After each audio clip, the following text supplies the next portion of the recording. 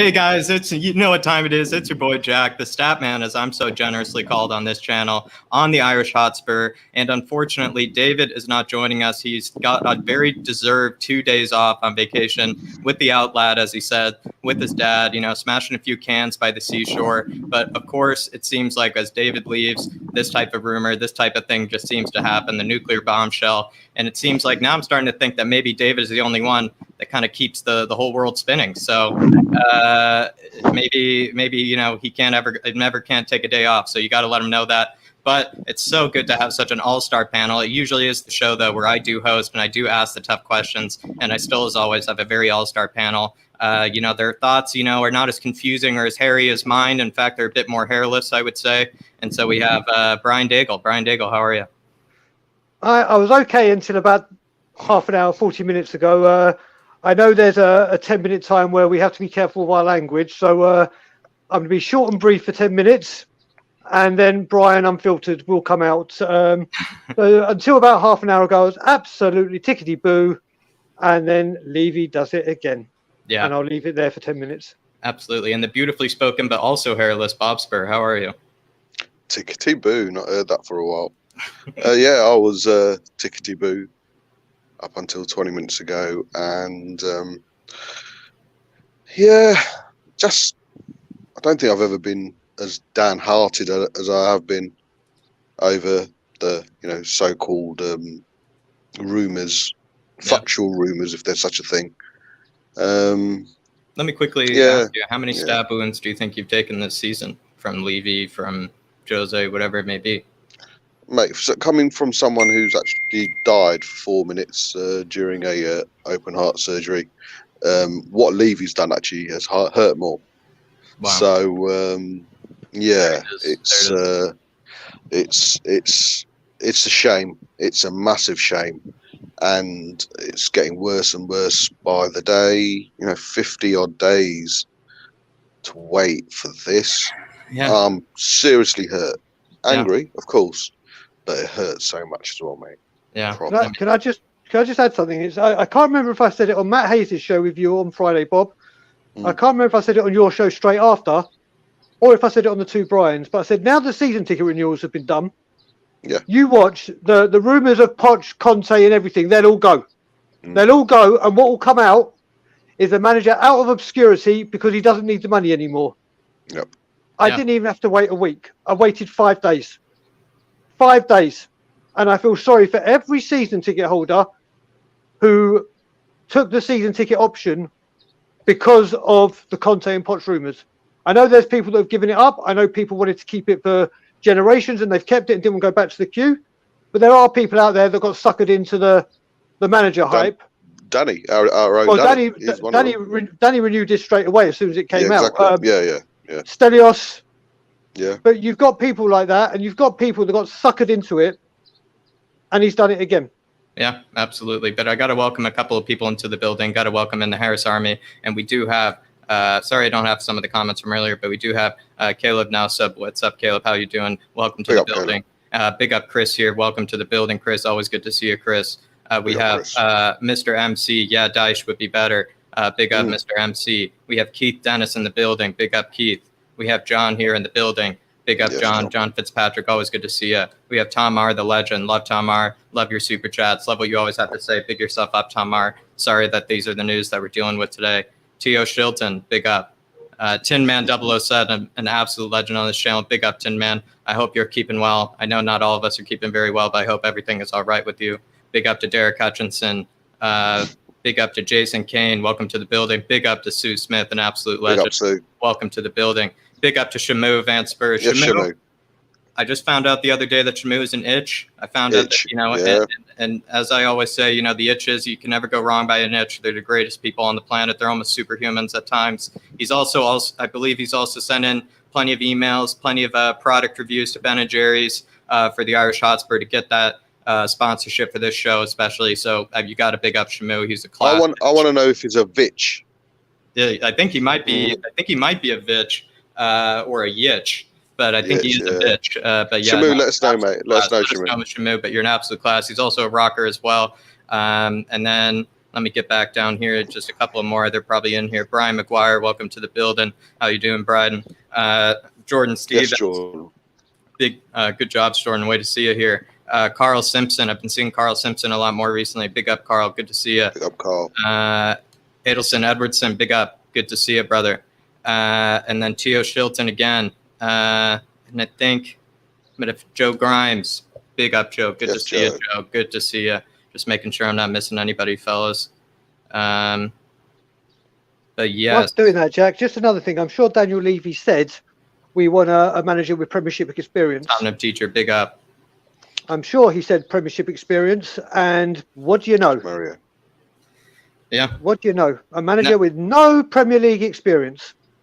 Well, it's supposed to be the attacking football. It's supposed to be something that, isn't maybe winning football. And so maybe that's what Paulo Fonseca is going to be delivering. But we will be getting into it, Brian. But we do have a super chat from Jordan Stevens here. Big yourself up, Jordan. Thank you very much, Jordan. And he says, if this is what Paratici is in charge of footballing matters means, I'm a bit worried. Please make me eat my words. Jordan Stevens, I am kind of the man of optimism. I will kind of be breeding a little bit of optimism into you, but I will say, the title is there for a reason. 52 days at a manager, and it's Paulo Fonseca. It's Roma's seconds. We could have got any time because he'd been sacked by Roma. It's like the rest of their spaghetti, it's the rest of their gnocchi, and we're just finishing it up for them. It's second day old spaghetti that we're practically hiring as a manager. So, but I will try to big him up. But, I do agree with you, Jordan Stevens. Big yourself up, though, Jordan. Big up, Jordan. Also, good to see Holly in the building as well. And then also Holly. Another itch as well, Nikola Stefanovic. Big yourself up. Fantastic name. Reload as well. And then supposed to be a super chat from Joe Grimes. And Joe Grimes, super chat as well. Big yourself up, Joe. Levy played us like a fiddle 51 days for this draw. 21 years, mate. 21 years. I mean, Joe, and I'd love to get your thoughts later, Joe, because I do have an interesting question about how long this has made us wait. And if you're I think you guys will definitely know, but it will be interesting to get into, what this type of experience has been like for us. And I think we're going to, crack into it. But I will say to you guys, we've waited 52 days now, and I know you guys are a little older than me. You guys have probably been around for this. But do you guys remember the 2003-04 season when Glenn Hoddle was sacked? And supposedly when Glenn Hoddle was sacked that season, we put in the interim manager, who I believe was David Pleat. David Pleat replaced him on an interim basis until some manager named Jacques Santini, I believe, replaced him. And I believe that was actually, in fact, our longest wait for a manager. Was that time any similar to this? Was that worse than this? I mean, how does that relate at all to this, or does it not relate at all? I probably don't. I'm speaking for Brian because we're pretty similar in our views on Spurs. David Pleat was a legend.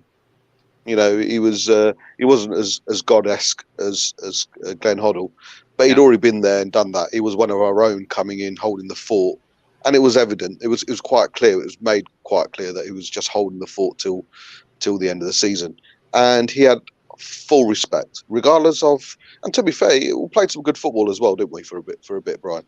But it was all open. There was clarity. He's coming in. He's looking after his club, his Spurs through and through as well. And there was an acceptance of some sort. Well, not everyone was happy that Hoddle had to go. He had to go because of results and performances. But I think it's totally different. Totally different. Interesting. Jack. Totally different, Jack. In my eyes, anyway. In my opinion. But when Jacques Santini came in, he didn't even have a very long tenure himself. And for you guys to wait an entire season just for a manager to only be there so long to be replaced by, Martin Yole right after? Yeah. So, I mean, I guess maybe a blessing in disguise, but, But specifically about David Lee. This does feel worse for you. Interesting. Yeah. Interesting. Brian. So, David Pleat was announced that he's going to be the manager for the whole season. Was announced instantly, this is it for the whole season, and we knew straight away. It was like, okay, and like Bob said, David Pleat with Tottenham has got incredible status. In 1987, we played some incredible football. Clive Allen scored 47 goals. We got to the FA Cup final. I think we got to the League Cup semi-final, and we came third in the league. We were phenomenal. And also, David Pleat has some of the greatest football knowledge for youngsters you'll ever find to this day. And we've gone past the 10-minute mark. So we knew what we were guessing then. It was straight out. We knew. Yeah. This season, what this moron, this buffoon, this parasite has done is shambolic. And first of all, backing a manager and not giving him the money when everyone knows that's what Jose does and Jose needs. Wrong thing to do. Sacking him before a final. Wrong thing to do. Saying that you're going to get a manager before the end of the season and not following through. Saying you have one at the end of 10 days, not following through. Then having Ten Hag, Pochettino, Conte, and I said it all along, these names are just names to push it out there, just so an absolute no one can come in. We're 1.3 billion in debt. Harry Kane wants to leave, and you think Paulo Fonseca is going to have the class and the attention to grab Harry Kane to convince him to stay one more year? Don't get me wrong, Paulo Fonseca, the player, was incredible. Brilliant. Was absolutely incredible. Manager, when we've been linked with these great ones, it is just pathetic. This is a billion times worse than David Plate. A billion. Yeah. Interesting. Just because, like I said, guys, I was around 7 years old, I was kicking the ball in the cradle, learning my first touch then. But, I wasn't aware of, and I just looked this up today. So it is fascinating. So there you go. So, and for any of the old heads, let me know. Was it worse? Was it worse back then or is it worse now? But it is interesting to get their thoughts on it. The second one is just going to be plain and simple to you guys. It has been 52 days without a manager. Paratici, he is signed. He is supposedly given all reign, all autonomy over the managerial signing. And apparently he did say something as well, where it's like he didn't want to make some of the rumors as public as it was before with how Levy was signing the managers. Right then off the bat, it seems like Paulo Fonseca is coming out the door very public right away, just a few hours ago. What do you think? Is this the one? Is this the one that he's signing? Is this confirmed? I think we need to be careful, don't we? Because we've done it. No, it's one of those, because you want to back your manager. This man is coming in to manage my football club, my love. We have to back him, and we have to back, Paratici as well to an extent. But it's where we've come from in the space of 50 odd days, or not even 50 odd days, the space of 2 weeks. Pochettino, Conte, 4 members of backroom staff instead of 7. Yeah. I said after the Conte deal fell through, one thing I've constantly asked for, and Brian backed me up on this, I said, Mason in till we get direction. Till I know what direction is from the board, till I know what the ambition is from the board, till I know what identity the board want to put in place, it's Mason in for me. And but the way the Conte deal fell through, and the way they pissed him about and pissed us about and embarrassed us and made us look like fucking mugs, shows to me the ambition of the club, the mentality of the club, the plan of the club, the identity of the club. Cheapskates looking at a jumble sale and bringing in any old todger to manage the greatest football club in my eyes in the world. And yeah. I mean, it's dark times. It feels just a huge letdown. There wasn't really a moment of excitement. There was just maybe a moment of like, how can I convince myself it's not as bad as it really is? But it's quite as bad as it really is at this moment. But we have a super chat yet again though from Brad Matthews. Brad Matthews, good to see you in the chat. Very good to see you. I wonder how you're doing. I hope you actually have some type of Ben and Jerry's, to comfort yourself tonight, because it is going to be a long night. I might watch a Disney movie with the girlfriend when she comes home, because again, I didn't get Conte and now I'm getting Fonseca. It is a punch in the mouth. But Brad, he says Conte didn't happen when it looked certain. So maybe we're getting upset for nothing.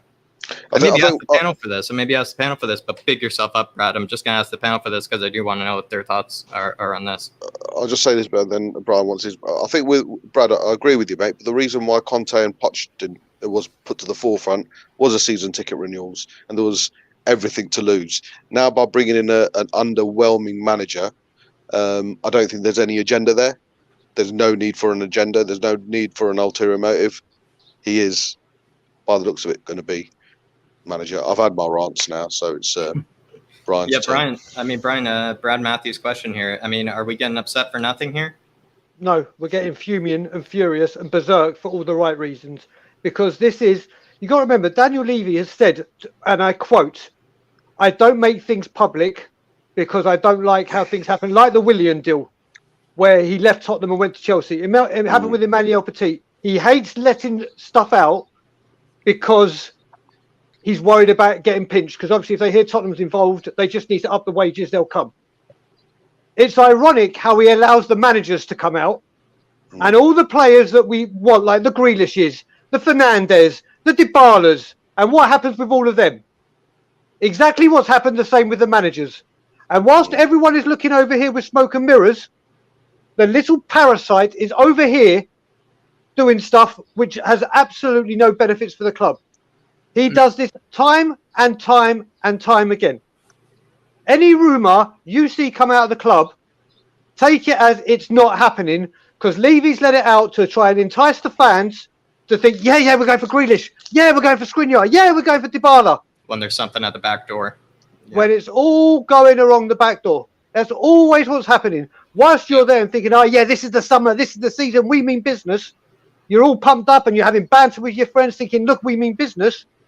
Then you have a chat with those friends after the transfer window shuts. You're like, can I change that bet that I made with you? Or can you pretend that I never said that because I've made myself look like an idiot? Yeah. For 20 years, this guy has made us look like an idiot. I've been calling it for 15.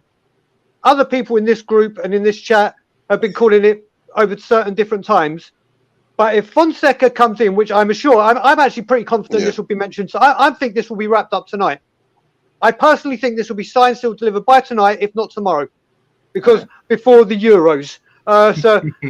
But if this is the one that comes true, this has to be, please God, people, the straw that breaks the camel's back. I keep praying for this, but we'll see.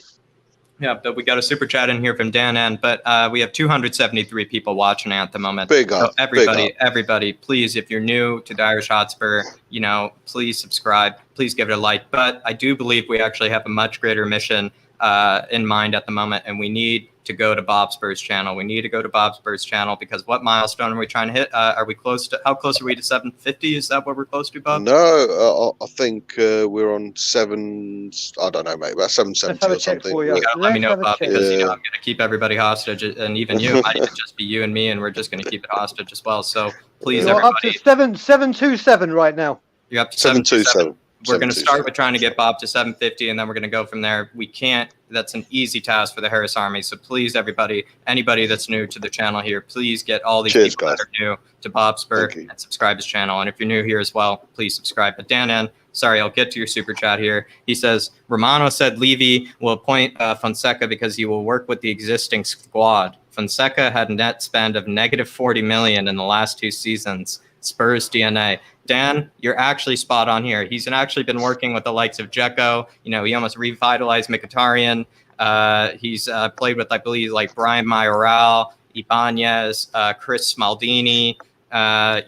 He's really only making do with what he has. But then again, has made scintillating football at times last season and this season with it. But he is absolutely a total Levy man through and through, where he's not going to be achieving, I think, anything anytime soon, especially if he is content with working with the existing squad. But big yourself up, Dana, and this is a spot-on super chat, and big yourself up. And I believe we have one here from Tin Man 007, and big yourself up, Tin Man. And he says, seriously, what is Levy trying to do to us? He's making us a laughingstock if we aren't already. Fed up. All lies from this man. Get him out. Tin Man. It's just at this point, like, I heard it from Ben on We Are Tottenham TV. It's just like you just think he's probably just baiting us at this point. He really just is maybe the most evil man, the most evil owner, where he just loves to see us cry, loves to see us. He's probably watches this channel from some account and just sees us basically in this sense of torture and sense of shame. But really, he just needs to look himself in the mirror and realize that he just needs to hang up the tie and get out. But big yourself up, Tim, man. I completely agree. Yeah, Brian. Jack, to tell you the truth, the only thing he's doing, this great businessman, is devaluing the club. So if it takes devaluing the club so much that someone, please God, comes in and buys it from him, then crack on. Do whatever it takes. Like I said, whatever it takes. If we have to get into a relegation fight, if we have to get knocked out of the Conference League in the first, whatever it takes to devalue this club so someone can afford it, I will take it. Because it's done. The only way to get him out is devalue this club so he's losing money rapidly. Then he'll be like, do you know what? This is a sinking ship. I think now it's time to bail. So if we got to go down this road, let's all get together and go down this road. Yeah, I hear that. I hear that. But we do have a super chat from I Hate Marmite, one of my favorite names always in the chat. I Hate Marmite says, not surprised though. Kane will defo be off now.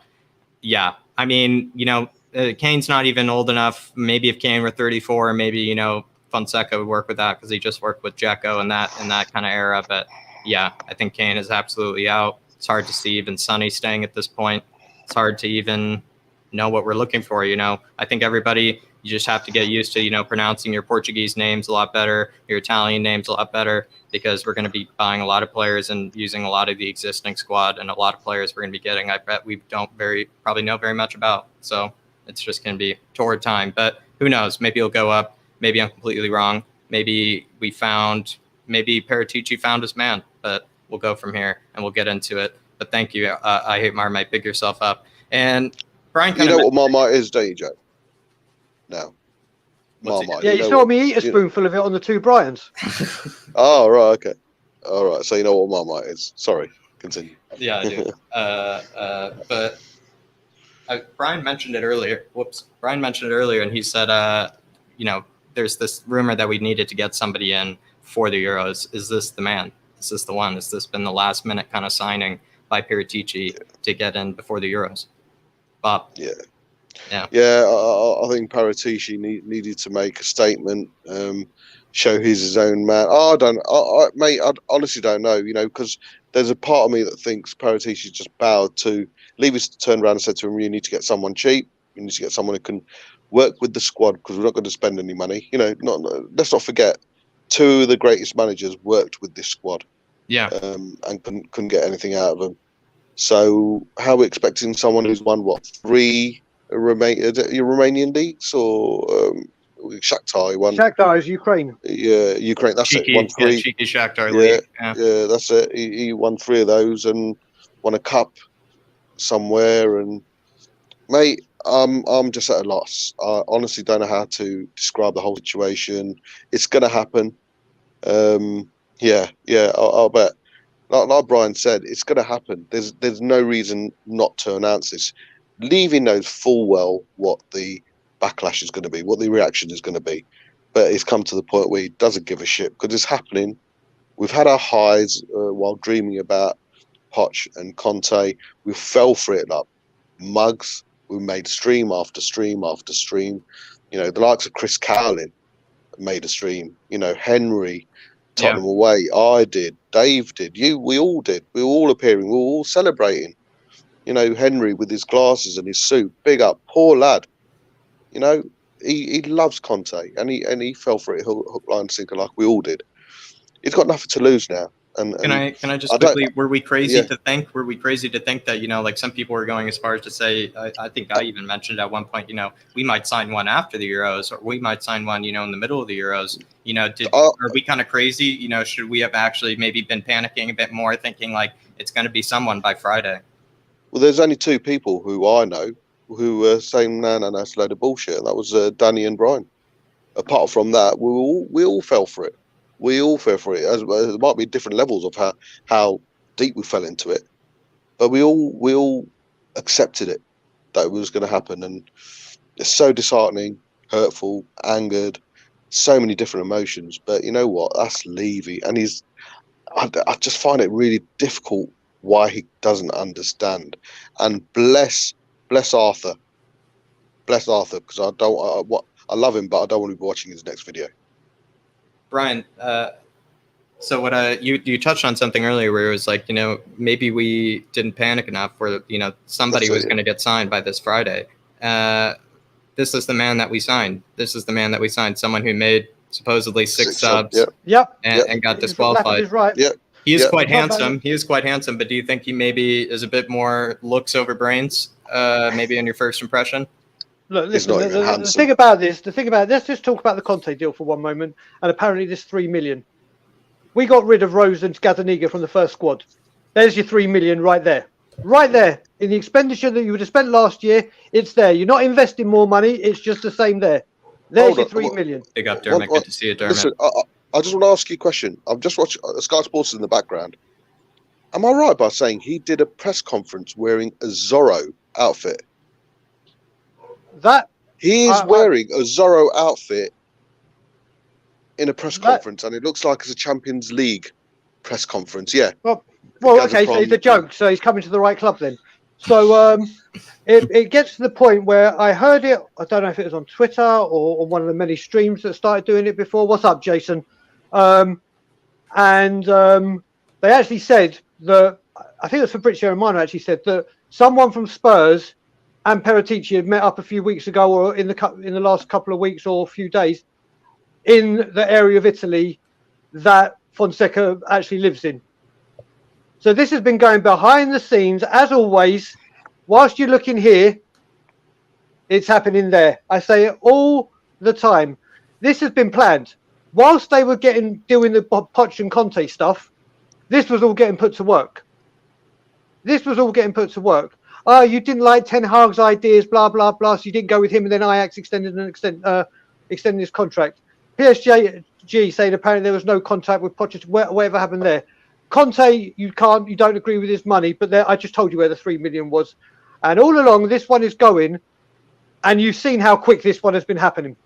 This one has been happening. Oh, yep. Did we only get this one, though, just because maybe it was easy? I mean, maybe Levy was just, maybe he should have signed Paratici earlier, where he could have actually maybe had more time to get some of these managers, because I think Levy just had too much of a hard time trying to sign the likes of Erik Ten Hag, Pochettino, and Conte. I don't think he was cut out for it. And now he just gave Paratici basically 3 days to sign a manager. And so then it just bada bang, bada boom, you get one. But, it's not really exactly what you want. What do you make of that? So should he have signed the director of football earlier? Should he have not even tried to be signing the manager himself? Did he kind of just do this to maybe did he do this to make Paratici look bad, do you think? The thing with Paratici is he was still contracted to Juventus. So we couldn't have signed him no matter what. He had an obligation to fill out. You got to remember, we've said apparently it's a done deal, and he's coming. I've heard on different occasions he's in London, or he's coming to London in a few days. He's going to start. There's so many rumours. Until I see it official, I still don't know. Now, we've gone so long without a manager. Conte still hasn't been employed. He's still gettable, and they were saying their relationships, he's going to have another go. He might have a try. Lie. Ten Hag apparently has been saying things at Ajax aren't what they seem. You've gone for him. Why haven't you gone for him again? Why haven't you gone for him again? If you've waited this long, and you've done this, at least wait and get the right manager and say, this is my statement. This is why it took so long, and this is why we got him. Fonseca was sacked by Roma. And what makes it worse is that we've replaced the person that got sacked, who's gone to Roma, with the person that got sacked at Roma to come here. Why? I mean, what the other two, Poch. All right, let's take Poch out of the moment. Ten Hag and Conte, serial winners. Serial winners. Conte, yes, you might not agree with his money and whatever. Ten Hag does this as a living for Ajax. We have a young crop of youngsters. We have a great group of youngsters coming through, and we all know about it. Do you know what? Let me hire someone that works incredibly with youth and gets them to a very high level. Oh, no, we don't want to do that. So let's just pick someone out, a random name who's been sacked this whole time. You could have got at any time, but you do it now. There's things in the chat from the wonderful Sue Smith, who I always say hello to. She's an absolute diamond. And a lot of people saying, do you know what? I don't know how much more of this I can take. Yeah. And one person said, I can't remember who said it, that this sounds really, really wrong, but right now I hate my football club. And I couldn't agree more. I've been saying this for ages. We're a cancer. We are a goddamn cancer. You know when you have these friends, or you see in the movies when people disown it, goes, I don't even recognise you anymore. Well, that's what's happening to my football club. It looks all pretty and everything from the outside, but we are rotten from the inside out, and we are going to just get worse and worse and worse as long as we allow this to happen. No, it's absolutely. It is like it's just something we can hardly recognize anymore. Even if you looked at it and that's what's so sad. Just 2 years ago, I mean, what a fall from grace. If you looked at this club 2 years ago and you foresaw the future, absolutely, you would not even recognize this club anymore. But Tom R with the super chat here. We got to get through some of these super chats. And we have 315 people watching now. And so I know there's got to be some new people in the building. Welcome to the Irish Hotspur. And please, please, please, if you see this man that's right below me, right over here, whose head I'm politely massaging here, he needs some subscribers. We need to get him to 750. So please head on over to Bobspur and get him to 750. We need to be having it done by tonight. It's the only thing that can probably make me sleep tonight after this just calamitous news and this huge letdown. But big up Tom R here for the super chat. He says, Levy smokescreen with Conte and Poch. The man's a snake. Yeah, I think snake, parasite, at this point, I don't care if anybody's saying that's too harsh. He really is. There's no excuse for him, like, as a human being. At this point, I don't even believe he's a human being. He just seems to just love to watch us suffer and watch people suffer in front of him. And at this point, there's also no belief that he could even be a real fan, because who would do this to their own club if they were a real fan as well? So really, snake, parasite, all the right ways to describe this chairman. Yeah, Bob. Also, sorry, Bob, you go first. All I was going to say, mate, regardless of, Paratici, if Daniel Levy really wanted Conte in, who was there in the office and wanted extra 3 million and 3 other members of staff, if he really wanted Conte to come in, who'd guaranteed trophies if he's backed, guaranteed trophies, he would have got him. Be it director of football, no director of football, he would have got him.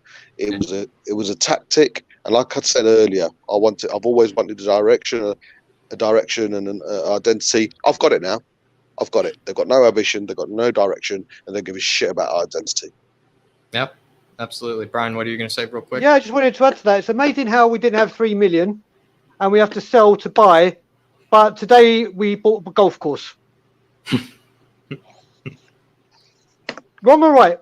We have no money, let's buy some property. We are not, it's Tottenham Hotspur Property FC. That's what we are. We are now a property magnate with a huge portfolio and a football team on the side. Well, the property makes the money, supposedly. We're the side hustle. But they make the money and keep it for themselves. We make the money, they keep it from themselves. Yeah. I just want to ask the guys in the comments, right? I've said it in jest, obviously, Mason. But would you right now, guys, in the comments, would you rather right now take Mason over Fonseca? It'd be interesting to know that.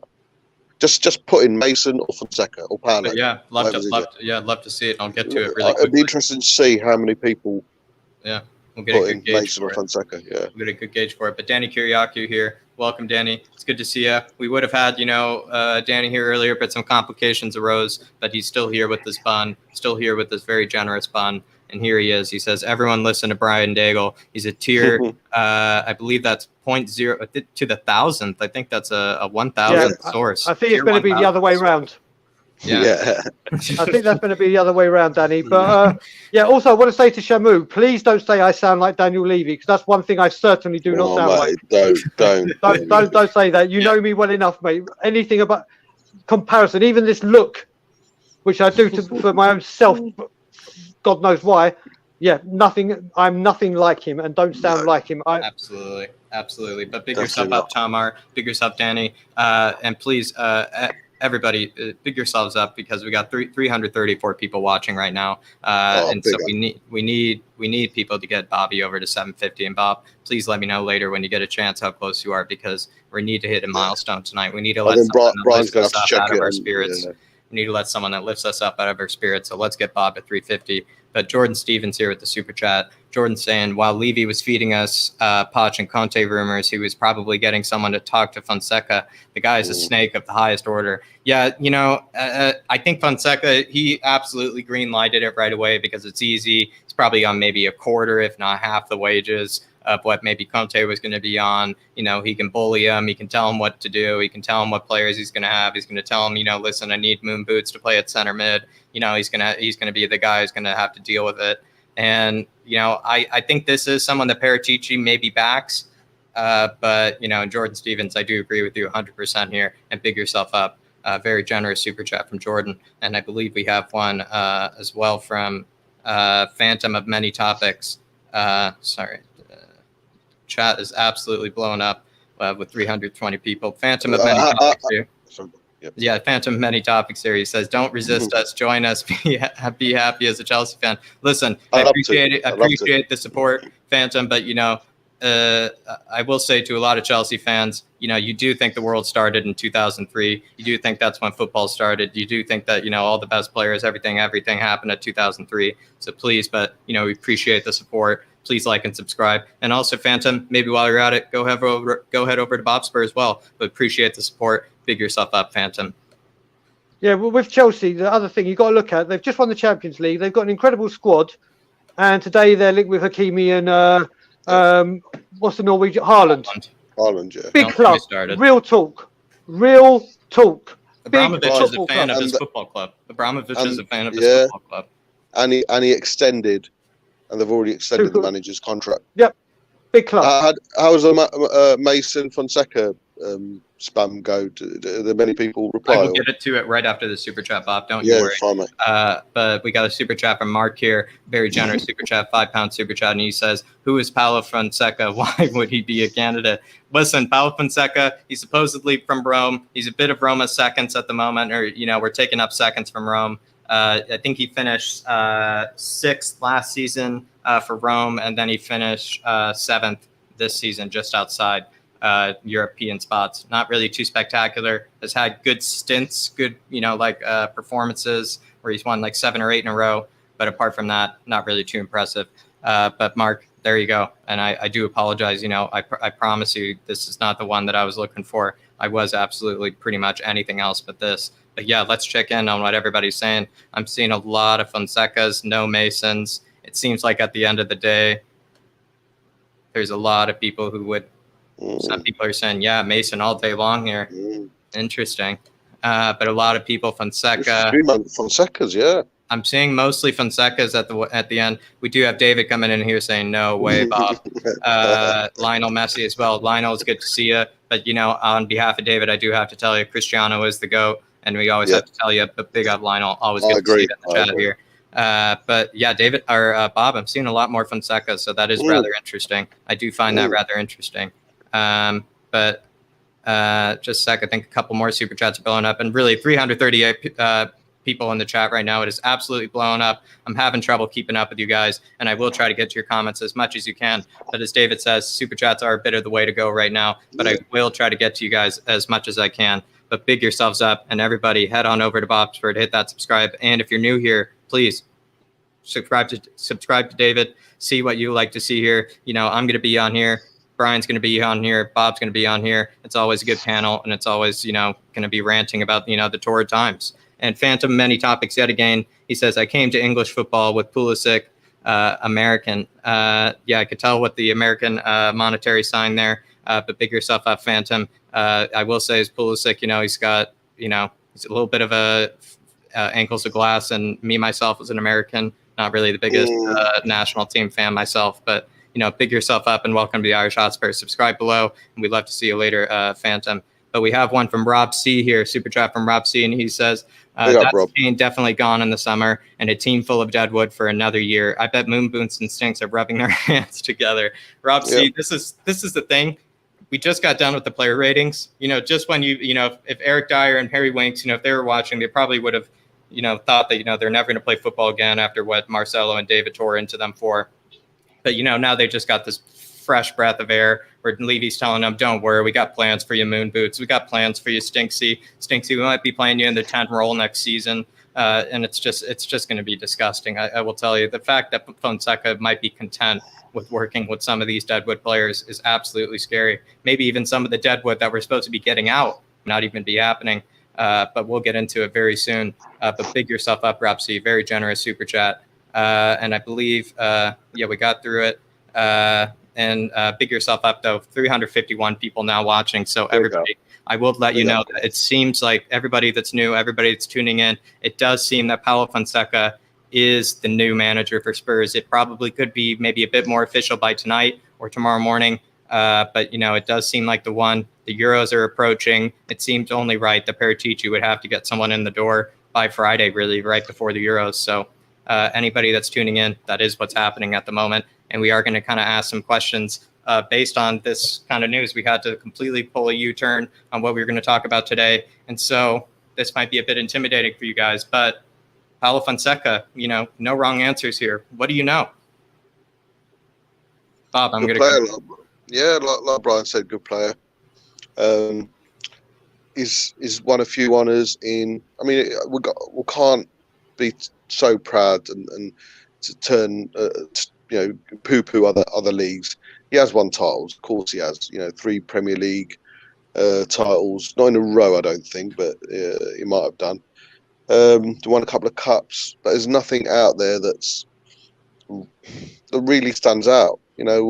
Most recently at Roma, I think someone mentioned they got absolutely battered by Man United, and that's all we can judge him by. Of his recent performances of teams, recent performances, nowhere near title challengers, nowhere near top Champions League challengers in their own leagues. I think 7th and 8th or 6th and 7th they finished. Mediocre team.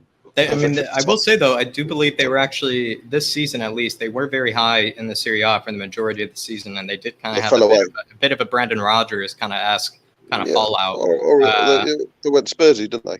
No, they were Spursy, and I don't mean to defend this guy at all, but, there have been moments, and I think I said it before, there have been moments or there have been stints where he's looked like a brilliant manager, looks like the players have exactly what he has planned out for them, but, it's not anything concrete that we can actually go by, nothing actually very physical that we can actually up his CV for. But Brian, did you do like a quick, a crash course on Fonseca, or did you know anything prior to him, maybe just for the fans here? What did you know?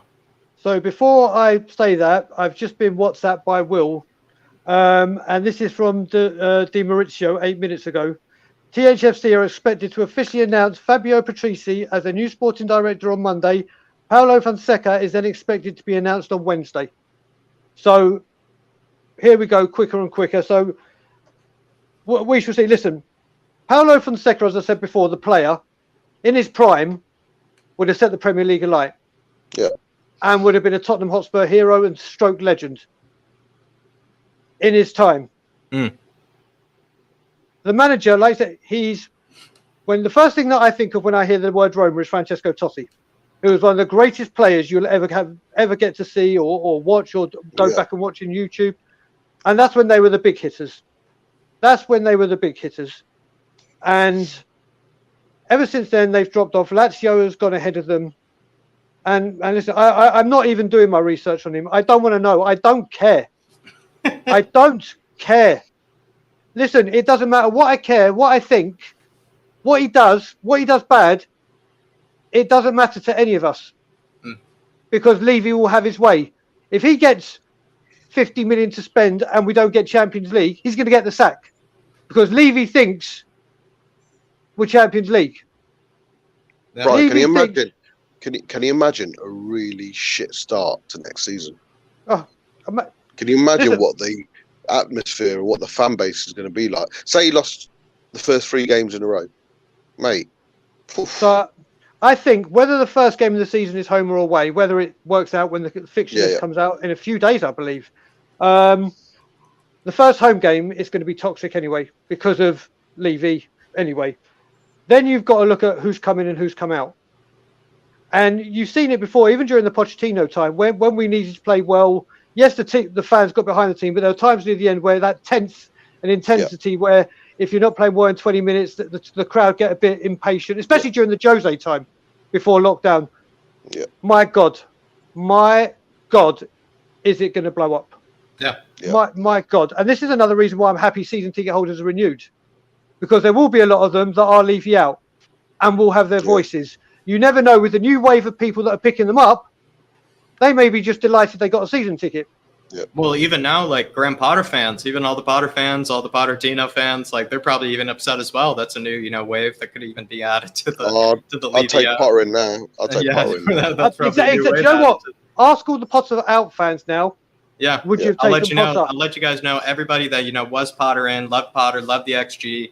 As you know, I am the stat man, so I'm gonna be very nice to you here. You got a friend here. There's no judgment. Did you want Pottertino? Would you rather have Pottertino or would you rather have Fonseca? Let us know in the comments right now. Be really interested to know. And we also got to get through some of these super chats as well. So please let us know in the comments, everybody. I'm just going to get a drink, guys. All right, I'm just going to get a drink. Bob. Right. I'm going to do the same when you get back.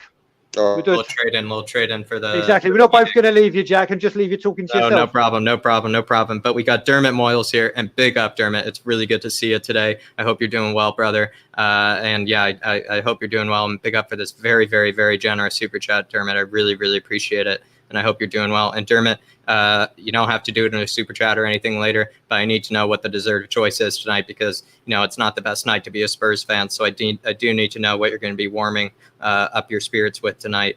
So let me know, Dermot. And he says, it don't matter who we get.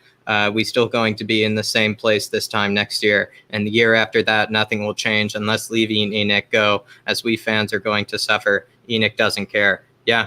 I mean, Dermot, you're hitting it 100% on the nail, word for word. Doesn't care. He doesn't really care, if any change is necessary or if change is imminent or if we're in some existential crisis like we are right now. He honestly doesn't care. I think this is honestly the dream signing for Levy and ENIC. I think this really is. I think it's an absolute yes man. It's someone no one's ever heard of. It's someone that they can probably bully and put all the blame on. And it's someone that will work out with the Deadwood as well. And I'm absolutely disgusted.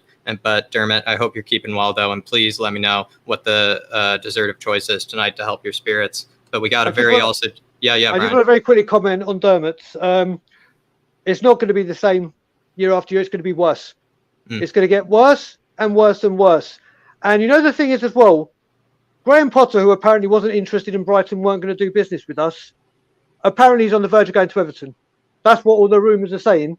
And isn't it amazing how he couldn't come here, but he'll go to Everton, he'll get backed, watch him go, and we'll be seen to be mugs again. I'm just so... Brian read this loud earlier, but I'm going to read it again because it's such a generous super chat. And thank you for the news, by the way, Will. Thank you for the news and helping out this stream. So really appreciate it, Will Stewart. So everybody, go ahead over to Will Stewart's channel, give that a subscribe. It just hit 1,000. Ton more content coming out from there, but really big yourself up, Will, for the super chat. And he says, Tottenham Hotspur expected to officially announce Fabio Paratici as their new sporting director on Monday. Paulo Fonseca is then expected to be announced on Wednesday from Di Marzio. There it is, guys. I think Paulo Fonseca, it's actually the one this time that really is happening. It seemed like we were saying this with Conte, but I got a bad feeling like this. It just seems like this is the type of signing that Levy would want to get through the door. Levy would give the green light to. So I'm very ashamed. But big yourself up, Will. Very, very generous super chat. And we got a super chat from Tin Man 007. And he says, if we don't have a good transfer window and get off to a bad start, then the atmosphere is going to be very toxic next season. Ramos Part 2. Yo, I mean, Tin Man, this is exactly what Bob was saying. This is perfect. I mean, this is, it really is unfortunate, but it does seem like it is all contingent on the first 3 games of the season and how the football looks, how it seems to us. Even if, after Jose had that initial game against Everton, that loss, if Paulo Fonseca had that, who knows what the atmosphere would have been like, because at least with Jose, maybe there's a bit more optimism. He has his Jose backers, that can always support him. There's not as really much of a Fonseca fan club, I'll tell you that. So I do really almost feel for the guy if it doesn't go very well in the first few games of the season. But we have much bigger problems almost than Fonseca at the moment. And that is absolutely true, though. Tim Man, so big yourself up for the super chat there. And I believe there are a couple more I got to get to, so I do apologize, lads. You get your drink, bro. Okay, I'll get my drink. I'll be back in 2 seconds. We got one from Iron Lungs, and Iron Lung series says, think we're confusing Paulo with Daniel Fonseca, who is the great Uruguayan forward. Daniel Fonseca, I actually am not sure, but, I love a good Uruguayan forward. Bob, any familiar with this guy? Well, Paulo was it was a defense. It was a defender, wasn't he? So, we know Daniel Fonseca was a good Uruguayan forward, but No, I don't think there's any confusion there, buddy. I think we've got the right. Okay, Paulo apparently we got it Fonseca. right, Iron Lungs, but I do appreciate it, Iron Lungs. And pick yourself up for the super chat. And please, if you're new to the channel, please subscribe and let us know how you're feeling. But Danny Kyriacou, the super chat here, he says, guys, can you imagine Everton getting Galtier or Conte? Yes. Yeah, I can manage that. I think Graham I can Potter manage seems that. more realistic at the moment. I think that seems like one they maybe would build around, for the future. But if they get Galtier or Conte, it'd just be Aston Villa, West Ham, and Everton, and Leicester City, who have all absolutely surpassed us in every way. They're better run football clubs, invest They've more. got more money. More money, show more passion, show more desire to win. Danny, hitting on the nose there. But let me just make sure I didn't miss anybody because the chat is absolutely blown up. There's 395 people watching now. So please, if you're new to the building, if you're new to the Irish Hotspur, please subscribe. And also the mission is on. We're getting Bobspur down here, this man down here, to 350 tonight. Or 750 tonight, I apologize. And please head on over there. He deserves it. He's doing me a big favor. He's doing David a big favor by coming on tonight. And he's giving us all the support. So please head on over to him. Never a favor. Do him a favor. Please. And just making sure because it really is blown up. So I didn't miss any. But thank you, everybody. Really, everybody's supporting right now in the Irish Hotspur. And so please, I do apologize for these news, but everybody's been so generous with the super chat. And so I will say, I'm just going to give a quick moment to Shamu here. Shamu, my favorite itch. He did message Ben and Jerry's. He did say Ben and Jerry's. There's a guy named David, who loves Ben and Jerry's, loves giving them the free advertising. So please follow Shamu's footsteps. Message Ben and Jerry's on Twitter. Give them a product review on whatever ice cream you love. Because please, we need to get that Ben and Jerry's sponsorship for this show. Because following Shamu's footsteps. And also, big up Shamu while you're at it because he's an absolute legend for that. He did it practically the first night we asked you guys to do it. So he's he's an absolute legend, practically a knight of the Harris Army. So big yourself up, Shamu. And, we got a super chat in here from Vlad Turkanu. A very cool name, by the way, Vlad. He says, we're in the exact same position as when we sacked AVB or Villas-Boas. No direction and bunch of players with poor attitudes and work ethics who don't care. Interesting point. Bang on the money. Bang on the money. Really, it's hitting me black. Vlad, excellent super chat, by the way. Really excellent point here. It really is very eerily similar to that time when Villas-Boas was sacked and we had the likes of Adebayor. Who else at the club? It's really Bill Bentaleb, Andros Townsend. Chadley. Chadley weren't that bad. To be fair, he tried. He tried, didn't he? Yeah, he's a bit of a brute, yeah. But pick yourself up, Vlad. It is actually eerily similar. Maybe a good talking point. But I did actually want to get to that earlier about what people thought about Potter or Fonseca. So I do got to get to I Hate Marmite here. And he says, I would love to hear what the Spurs trust think. Believe me, there is an interesting question later. I Hate Marmite about the trust. But let's see here. Let us know. Yeah, no, I went and got an ice pack. Fuck, I've got a drink here, but I was like, these ice packs are a lifesaver. Let us know, guys. I'm trying to find them earlier, but let us know.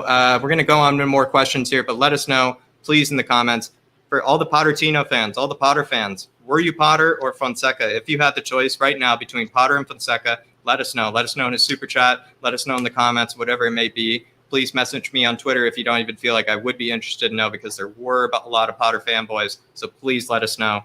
But this is an interesting question here. We are going to kind of move on to Paratici and what the type of signings he might be making, or if any, really, for the likes of Fonseca. Paratici has been told that he is going to have to, be able to sell first, in order to buy. He's going to have to sell players in order to generate some transfer revenue in order to bring in new players. From a guy coming from Juventus, spoiled with riches, spoiled with power, and influenced to get players into the club. How do you think he can manage this kind of you have to buy to sell mentality and transfer policy? Brian. So the first bad thing with buying to sell is who's going to want these players. Then you've got to deal with Levy wanting the price that he paid for them or more, even though they would have severely devalued in price. And this great businessman doesn't realise that with every year a player's contract goes down, their value goes down. And Levy haggles over negotiations so long, by the time we've sold the player, the targets we want are normally gone. Normally done and dusted. Out the window, gone by... Just look at Bruno Fernandes. When we had to get rid of Ericsson before we could get him. And look at a costly mistake that was. It does not mean... Like I said, I don't trust a single goddamn word that comes out of the club's mouth. When selling to... Listen, it's the Euros, then pre-season.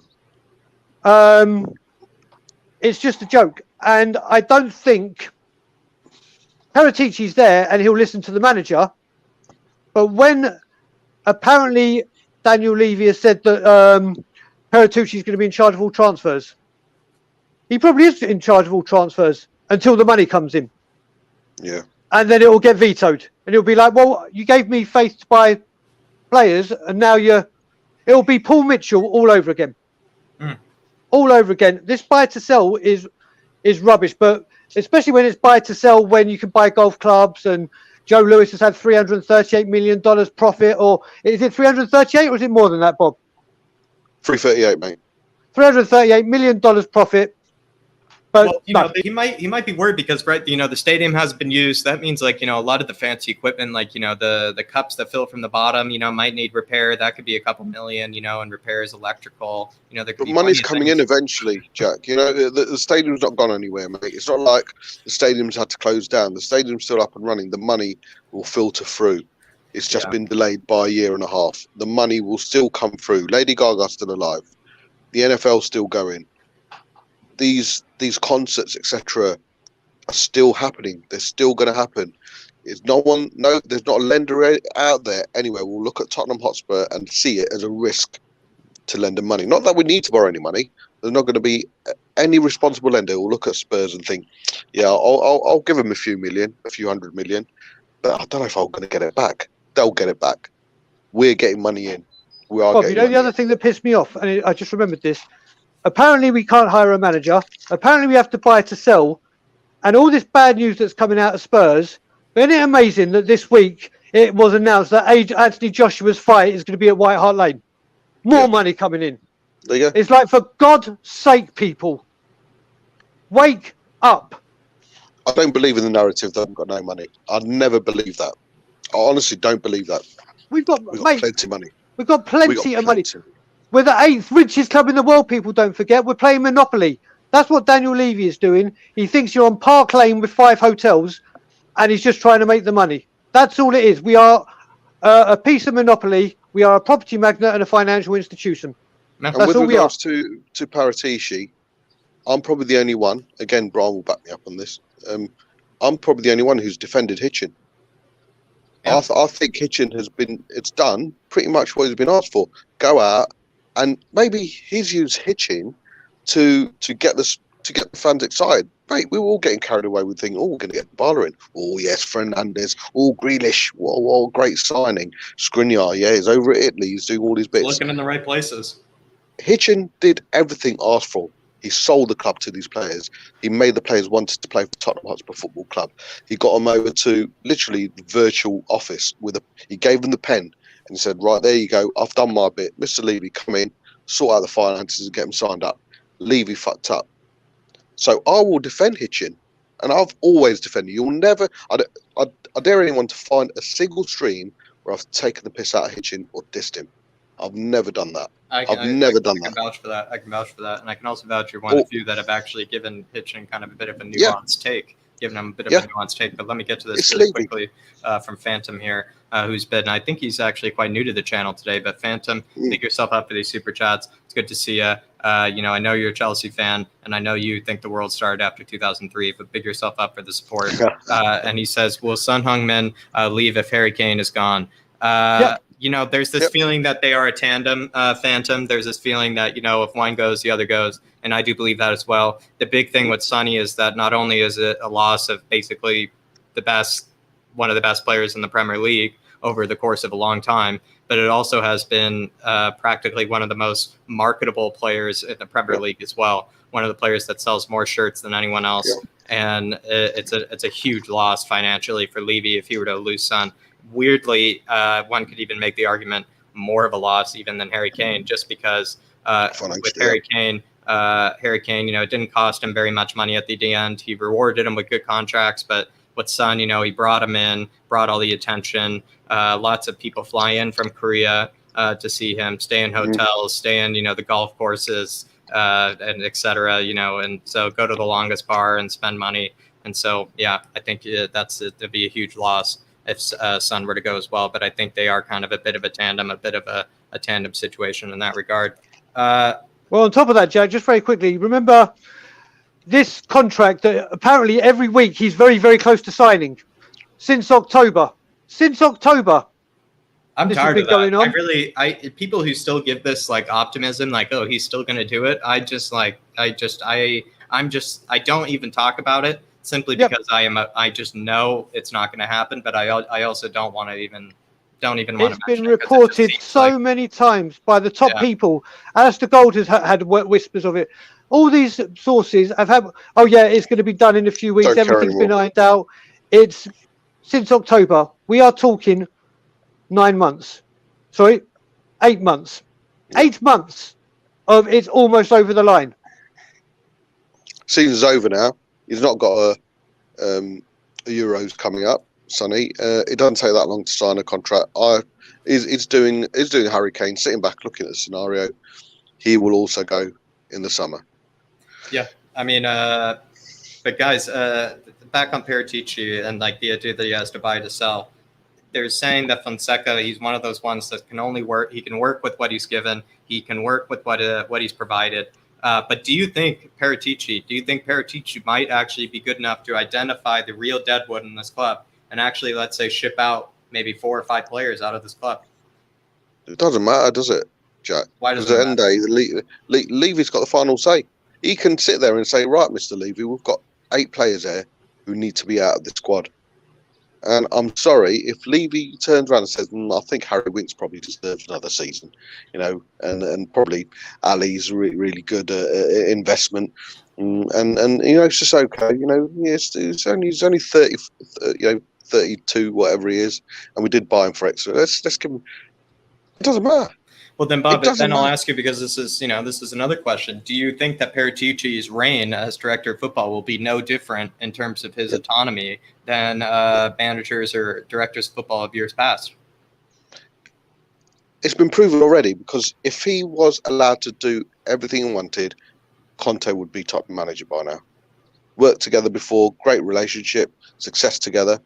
If it was up to Paratici, Conte would be manager, and he would have got everything. Conte would have got everything that Conte wanted. So already, he's bowing. Not bowing. That's a bit harsh, but he's doing as has been told and work with it. There must be a reason for him to sign for Spurs, though, Brian. Don't you think? There must be something. Could it be purely financial? Could it be Levy just chucking money at him? I asked this last week. Yeah, I asked this last week. What's the real reason why, not only for Levy but also for Paratici? Why is Paratici signing for Spurs? What's his real reason as well? I'll answer that question, then I'll go into the question that you originally asked. So you've got to remember, with a lot of players, we talk about our managers, London is a big pull. London is a huge pull for people. Now, he's done everything in Italy, and he wants a fresh challenge. And he's got an opportunity to come to London. Let's use the old famous, he's seen the great stadium, he's seen the great training ground, he's seen all that. Thought, you know what? There's something here. But he's been fed a pack of lies, I can tell you now, which ain't going to happen. So I think London, and you've got to remember his wife, his family, maybe they love London and they want a new change. You've got to look at it all as a big package. But listen, we've all known the Deadwood for the last 3 years. Every single person that does a stream and every single person that watches all of our great shows and all of the subscribers and people in the live chat now, the brilliant people, can single-handedly tell you the Deadwood. Yeah. Now, when Mourinho was pissed off with Ali and Levy's going, oh, no, play, mate, I need to increase his price.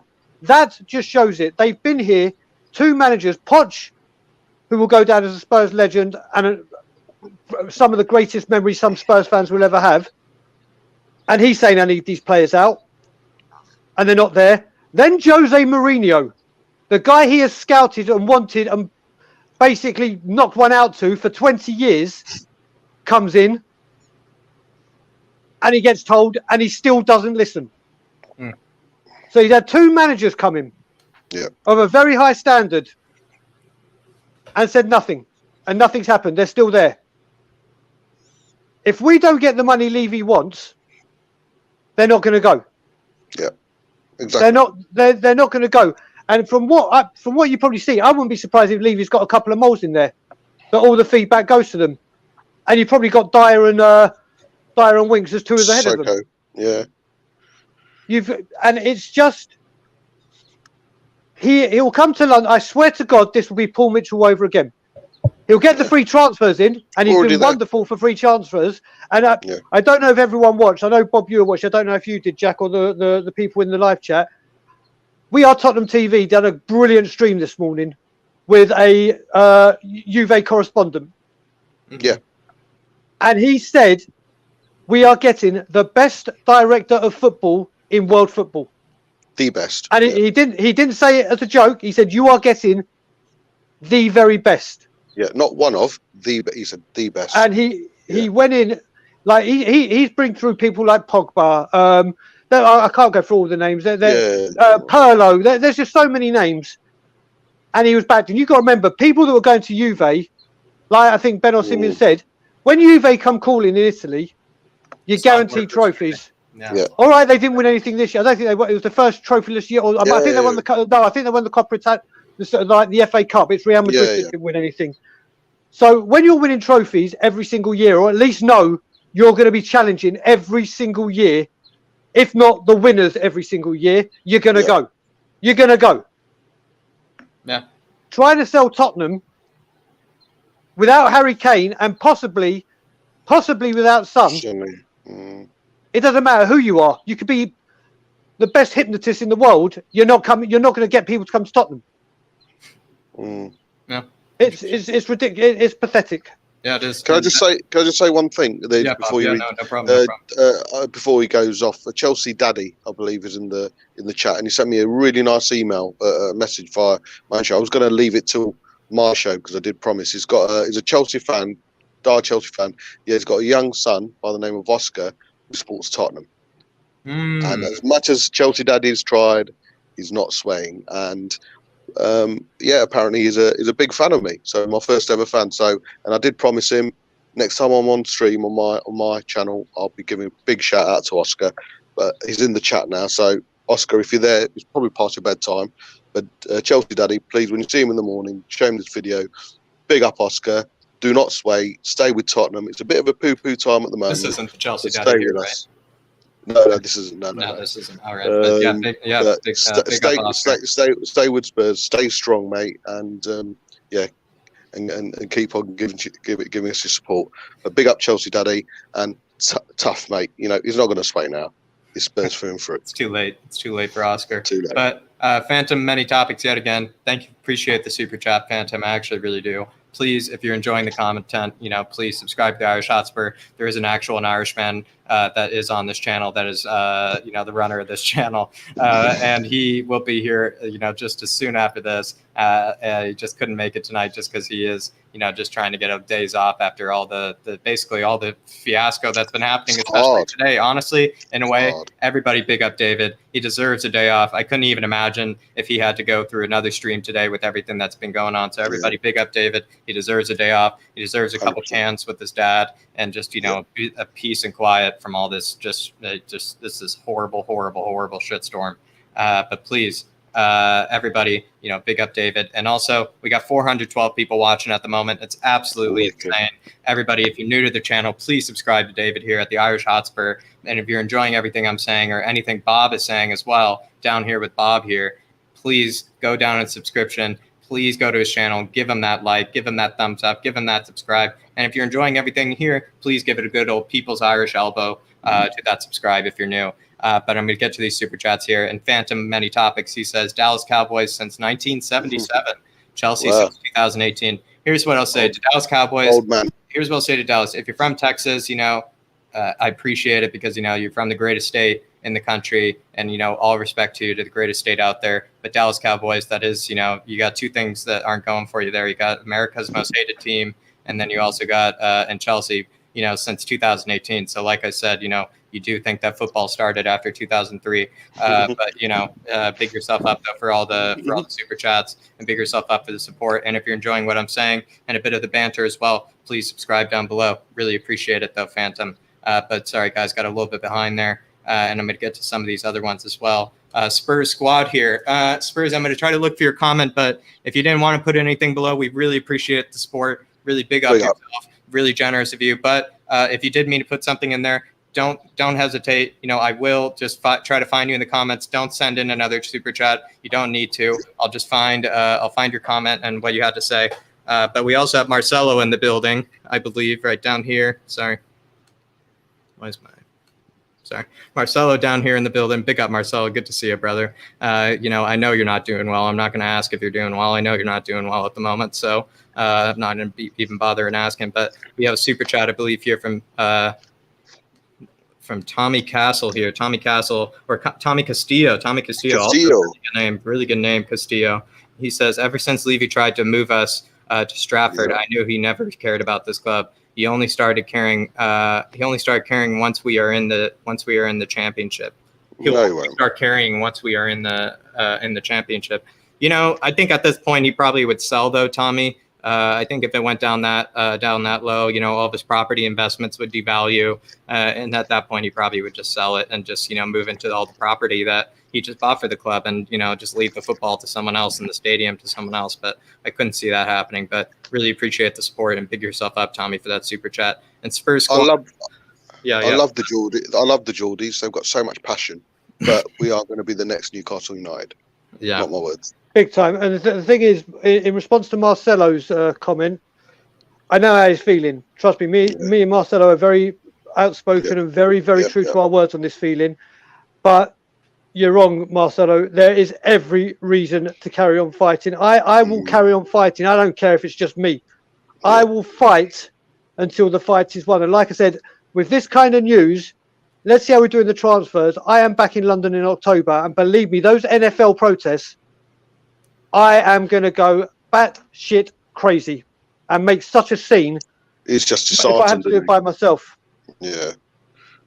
Love you, Marcelo, mate. Chin up, mate. Chin up. Yeah, keep your chin up, though, Marcelo. And I really do hope that you're doing all right, though. Especially after work, I couldn't even imagine what it's like. But he is saying that Massachusetts is the best state. Marcelo, no one has ever said that. I apologize. I know you're Brazilian.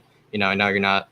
I know you've been in the U.S. long enough to understand all the states, but believe me, I've never heard someone ever say that in my entire life. But Tin Man 007, he says, gone from a Ferrari to a Fiat in a week. I can't tell you how much I hate Levy right now. Wake up, Spurs fans. We need to get this rat out, snake out, parasite. He's actually all in one. I don't think you could even describe him as just one animal. Hybrid. He's a hybrid. He's a hybrid. Morphed animal of all of these. And to be honest, I can't even look at his face anymore after this. Even like when Will Stewart puts up, the face on his stream, like it's almost going to might even punch my phone, to be honest. Might actually end up, I have to turn in the computer anyway, so I might just turn in a cracked phone as well. But big up, Tim, man. Really appreciate the support here and everyone else that's in here. We have 350 people watching right now. So please, everybody, go subscribe over to Tottenham Away as well. If you enjoy what I have to say, you'll find me over there as well all the time at Tottenham Away. Brian here, he's just, he's Levy's favorite. He's Levy's, he's Levy's favorite ex-girlfriend. He's practically his biggest fan. And if you really love a good Levy hater, that is your man. I do that all the time. I do that all the time. Look, I can't work it out. There you go. Yeah, you're right. I am so proud to be Levy's #1 hater. I mean, I started going mental on Tottenham. We are Tottenham TV, but I think I'm known within the YouTube Tottenham community now for being Levy's #1 hater. I honestly, I wouldn't pour water over him if he was on fire. Everybody subscribe over to Tottenham Away. Please subscribe over to Tottenham Away. You'll find me over there. You find content over there. You also find Bob there. but also the mission really is, again, to get Bob to 350 or 750 tonight. He needs to get to a milestone. Tottenham away just got to a milestone. It's time to get Bob to a milestone, and it's what the Harris Army does. So please, Harris Army, get him over to 750. I need you here, and David needs you here. You know, David's not going to be over. David, you know, David will hold me accountable if we don't get Bob to 750 tonight. And, you know, that'll be get me in trouble with David. And you guys don't want that. So please, guys, please get Bob over there tonight. But everybody talking on Newcastle, by the way, just to let you know that on the Newcastle. There's a Saudi group looking to take over Newcastle, and it looks pretty much not like one of those that go dead in the water. But yeah, it looks like pretty definitive. It's a bit more cloak and dagger kind of situation, where last time it was a bit more obvious who was buying it, or maybe this time it's a bit more of a private equity kind of situation. Well, guys, let you know, every club is going ahead of us. Every club is making investments. It seems like every club wants to win right now. Let us know in the comments. I really, at this point, I'm actually fully convinced this club actually could care less about winning. It's just more about just staying afloat, staying in the league. You know, I think Levy's just been lucky that we haven't noticed that he actually has this mentality. He's probably had this mentality the whole time. He's just been carried by whatever managers and whatever signings that have kept him afloat. But to be honest, he really could give less of a shit when it comes to the actual performances of the club and what's on the pitch. And we've said that a million times, but now I'm fully convinced, because seeing what all the other clubs are doing this summer and how little we've done, it's absolutely shameful. Absolutely shameful. But we got a super chat in here from Avi Troops, and it says, it's 4 a.m. in India, and my night is ruined. And again, never trust a bald guy. Hashtag Levio. No offense, Brian and Bob. Avi, you know, I completely understand. You know, you obviously have the beautiful hair right there to the left. You know, you got a nice part, it looks like, in the middle as well. Looks like that's a Bollywood look. That is Bollywood look. Like you treat it with a nice conditioner. Also a bit of good sideburn as well. My mom loves a good sideburn. And so, Avi, please, I mean, really, we really appreciate it. And honestly, I'm actually, at this point, with what Levy's done to me, Avi, I'm actually with you. I'm actually surprised I can even talk to these guys and trust anything that's come out of their mouth. Well, no, there's a clause, there's a loophole there. I understand what is it. Never trust a bald billionaire. That's it. That's what you've got to learn. Never trust a bald billionaire or millionaire. Thankfully, Bob and I, we're two people that our man is our word kind of thing, old school. And when we say something, we follow through. But yeah, we are definitely, that's the one thing we can't follow through with. We're not millionaires. Avi, shukriya 100 rupees ke liye wo super chat, and hope you well, mate. There you go. That's class. That's absolute class. There you are, Avi. There you are, Avi. You're only getting that at bobspurtv. So everybody, head on over to bobspurtv. He can give you any type of congratulations, any type of hello he wants from around the world. So please head on over to Bob Spur. A lot of pressure on him, and by the time Bob gets on his next stream, he will be more than bilingual.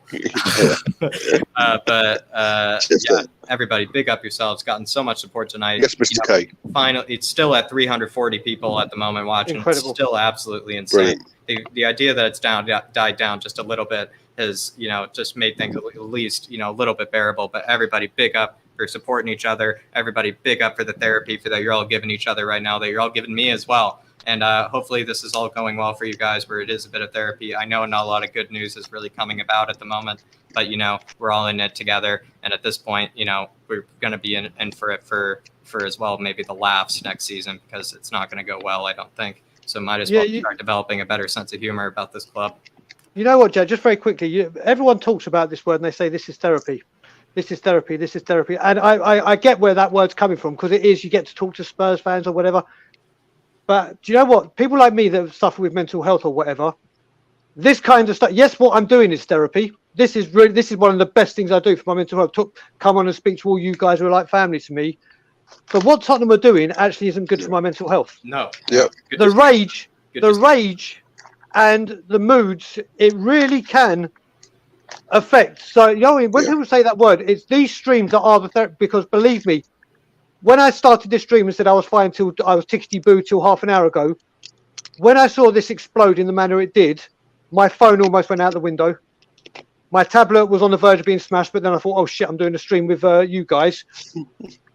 And I've actually got a punch bag. Someone bought me like a huge inflatable where you water it down at the bottom. I've just absolutely bashed the crap out of that. Because of Tottenham. Because of Tottenham. No. I mean, it's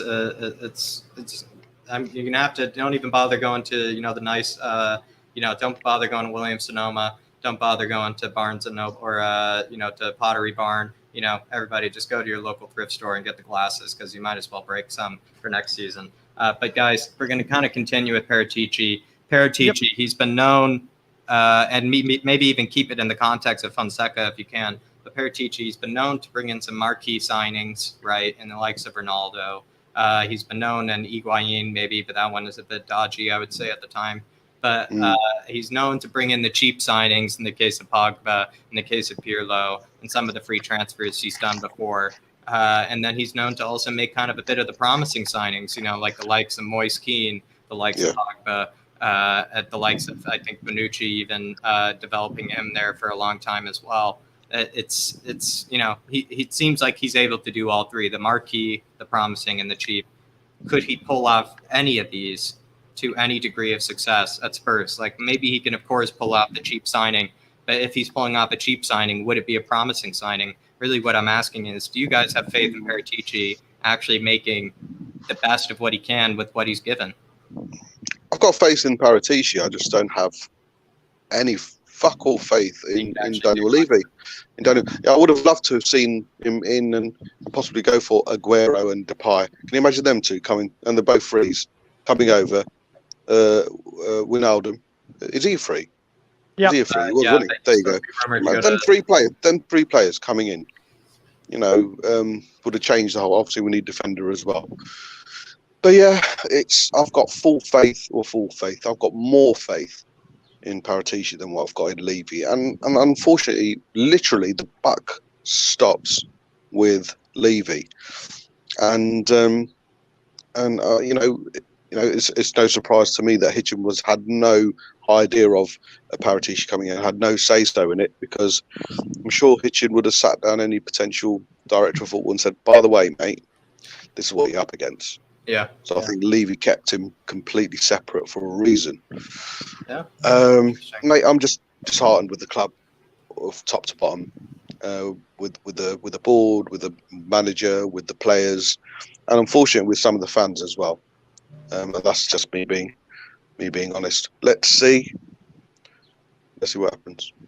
Yeah, Brian, I'll go to you. Do you have faith in Paratici as a director of football? Like, do you think he's capable of actually, let's say, right, he's given the worst of situations, he's given the worst budget, he's told you can only sell to buy. Could he still, do you think, do maybe the best job possible with whatever conditions he's given? Do you actually have faith in him as a director of football? So my answer is pretty much the same as Bob, but I'll go into a bit more detail. When you hear about what he's won, the players he's signed, whether they be free or expensive, and how they've turned out, especially the free people like Pogba, bought for 0, sold for 90 million. He's done that on a number of occasions, and it's fantastic. But what it goes down to again is it's very, very easy to sell Juventus. It's very, very easy to sell Juventus to players coming in. Selling Tottenham is a different animal. I think the only thing that can do it is obviously it's the Premier League, it's London. Oh, look at the new stadium, But again, it comes to the point where we're going to have to sell to buy. Now, if Paratici says he can find a player, let's say 8 million, he's unidentified or a talent that's coming up, and he knows and he can see that it's a really good buy for 8 million. And let's say we've only raised 5 and we don't get him because we won't go. Levy won't put 3 million in. He'll be like, you have to buy to sell. And then that doesn't happen. When you have Paratici there and you look at his record, Cody did a fantastic stream on it this morning. And you can see what he can do. And at Juventus, they did give him full reign of everything. And it's not going to happen here. And like I've been saying before, what Bob just said, well, with Steve Hitchin not knowing, that's what I said after the Newcastle game on We Are Tottenham TV, that apart from the youth setup, the whole club is rotten. There's a breakdown in communication. Not one person, the PR team don't know what the manager's thinking, the manager doesn't know what the chairman's thinking. This just goes to show the man that Daniel Levy calls his right-hand man, Steve Hitchin, he's now going behind his back and setting him up for the fall guy. Like Bob said, I've been so hell-bent on Levy that I think I've had my blinkers on with Steve Hitchin. Yes, he hasn't done the best with transfers. We can all say that. But that's the money in the budget he's worked in. And we all joke and laugh and get crazy when he goes, "Oh, I hate the January window in the documentary." But he's just thrown his right-hand man under the bus. Yeah. And Brian, this is interesting. You bring up a great point here, and everybody in the chat, you got to pay attention, I think, to this question as well, because I'd love to hear your thoughts. Speaking of Hitchin was reportedly unaware of that Paratici appointment the entire time. It was done behind his back, and he is now actually being expected, Brian and Bob, to be working alongside Paratici, expected to be still working at the club, expecting to kind of put up a smile about it. And lots of players and staff are reportedly upset, offended by this move. Like, what do you make of this? Would you attribute this kind of like displeasure or this unrest inside the club with how Hitchin has been treated? Do you attribute that to, just them realizing that Hitchin's being scapegoated? Or do you think there's maybe we'll just start with that. Do you think Hitchin's, do you think they are feeling sorry for him just because he's being scapegoated? Or do you think there may be another reason? Yeah, I mean, we saw he was in the cafe just as much as Levy at times, and it looked like he got on with the players. And let's be honest, if you are part of the deal, if you're partially involved in the deal to bring that player to Spurs, you're obviously going to be close to the players. I think they're not blind to it. I think they can probably see what's going on. Hitchin is trying, and he's probably sat in the cafe and had a little whinge and a moan and looked disheartened and downbeat because his hands have been tied. So yeah, it wouldn't surprise me. And the likes of Kane isn't blind to that. He'll know what's going on. He's at the heart of it all, and he can see exactly how the engine is working with regards to what piece goes where. And unfortunately, the driver is Levy, and he'll only switch on certain pieces when he wants to. And like I say, he's the driver of the train, and he'll do as he wants. And I think that's the players aren't blind to it. Let me drop a little seed. Maybe I know you've been offering, which I really agree with. To be honest, these nuanced kind of takes on Hitchin.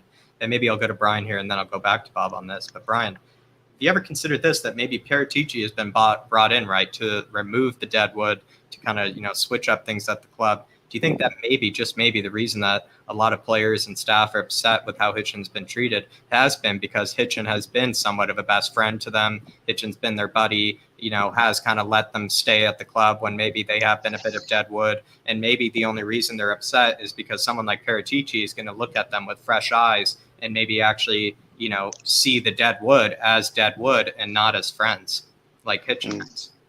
So, what do you think of that? On Steve Hitchin, listen, I still think he should be sacked.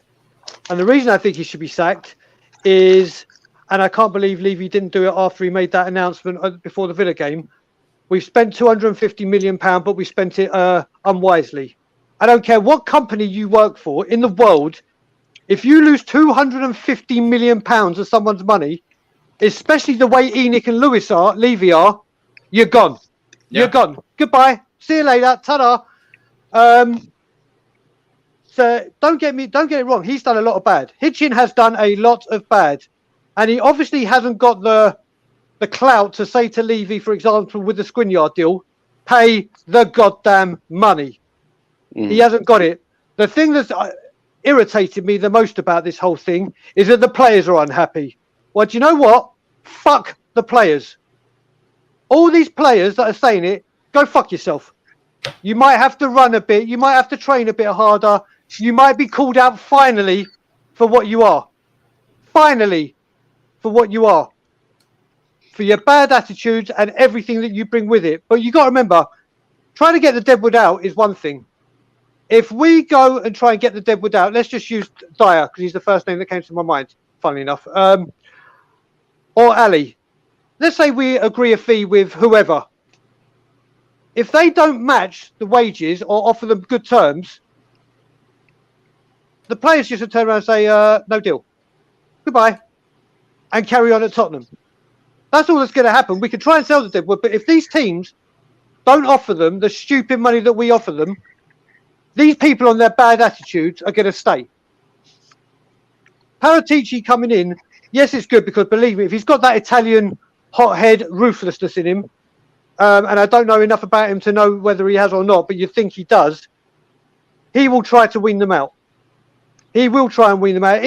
Thankfully, it is a fresh set of eyes. It's got no affiliation to the club. Doesn't know any of the players. We haven't got any ex-Juve players in there that are going to be like, hey, Paratici, hey. So he's going to come in and he'll be able to call it. That part, agreed. And the thing is, with Hitchin, is he working with him, alongside him? Is he now underneath Paratici?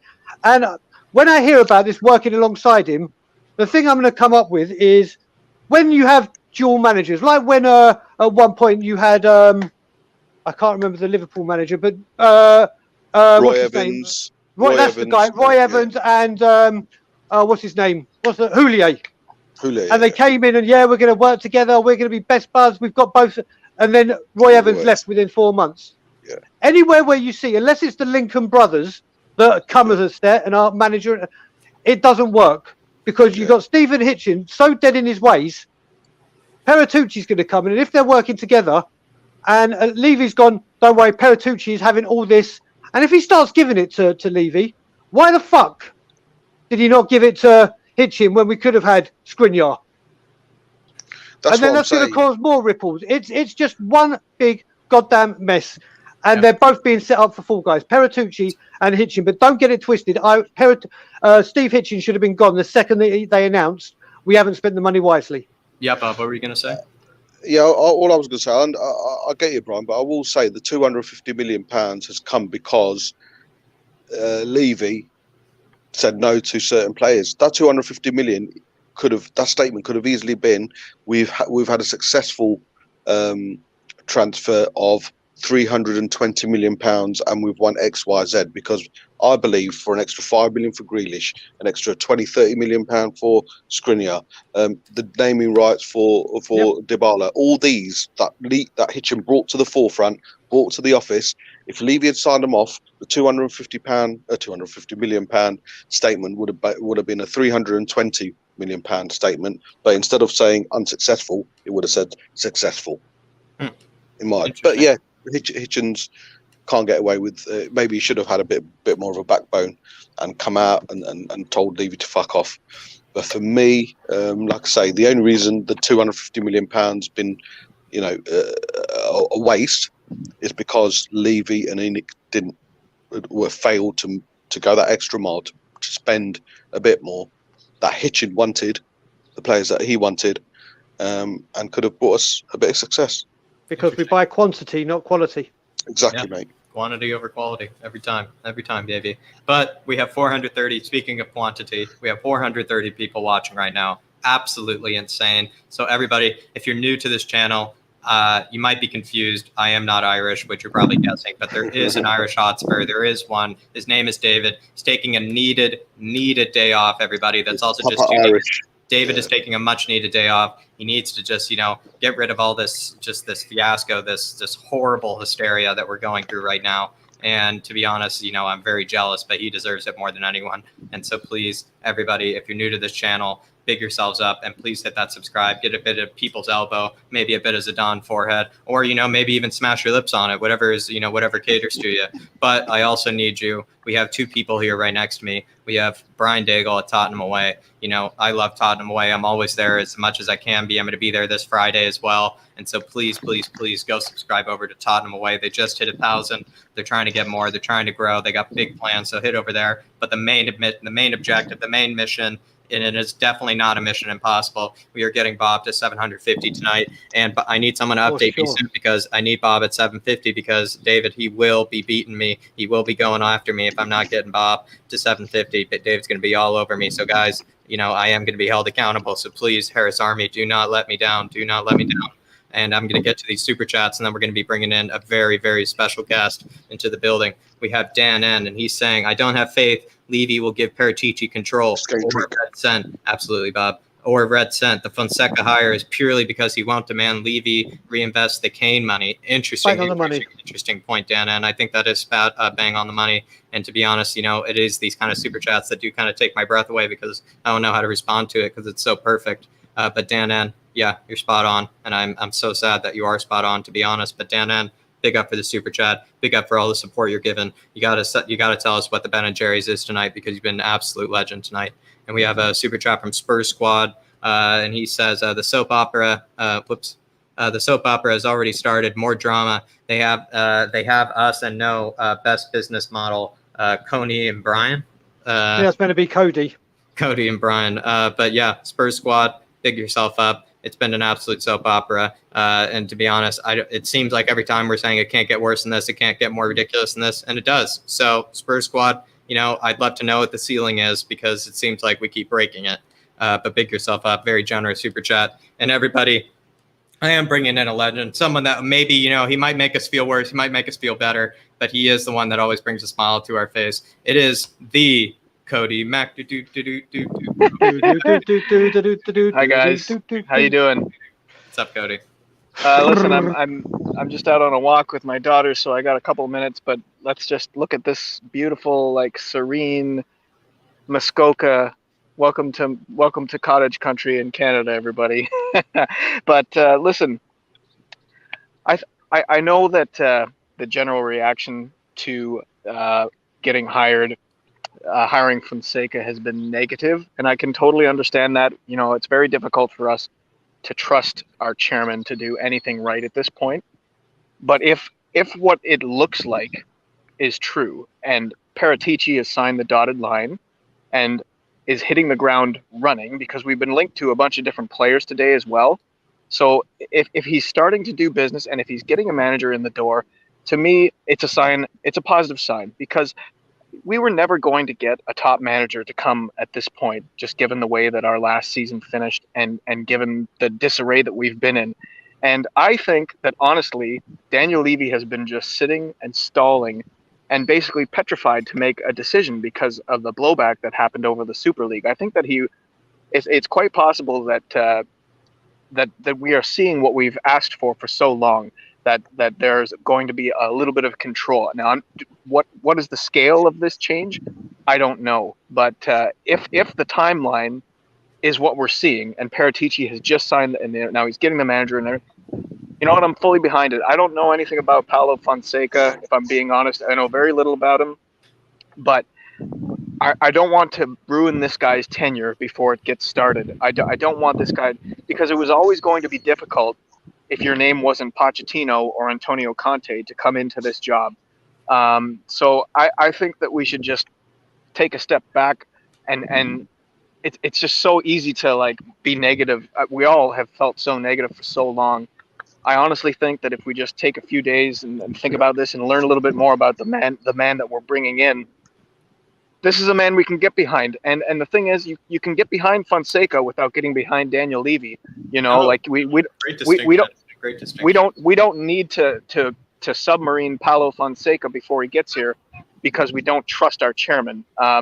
They're not hand in hand. So, I'm looking forward to taking a deeper dive on what this guy is capable of. I've already had some people reach out to me on Twitter to show some of the positive advanced statistics as far as chance creation and style of play.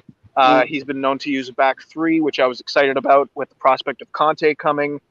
The reality is, we've all been bitching and moaning for 51 days that we don't have a manager, and we have a manager now, so that's better than not having one, my personal opinion. But yeah, I just wanted to pop on and say hi.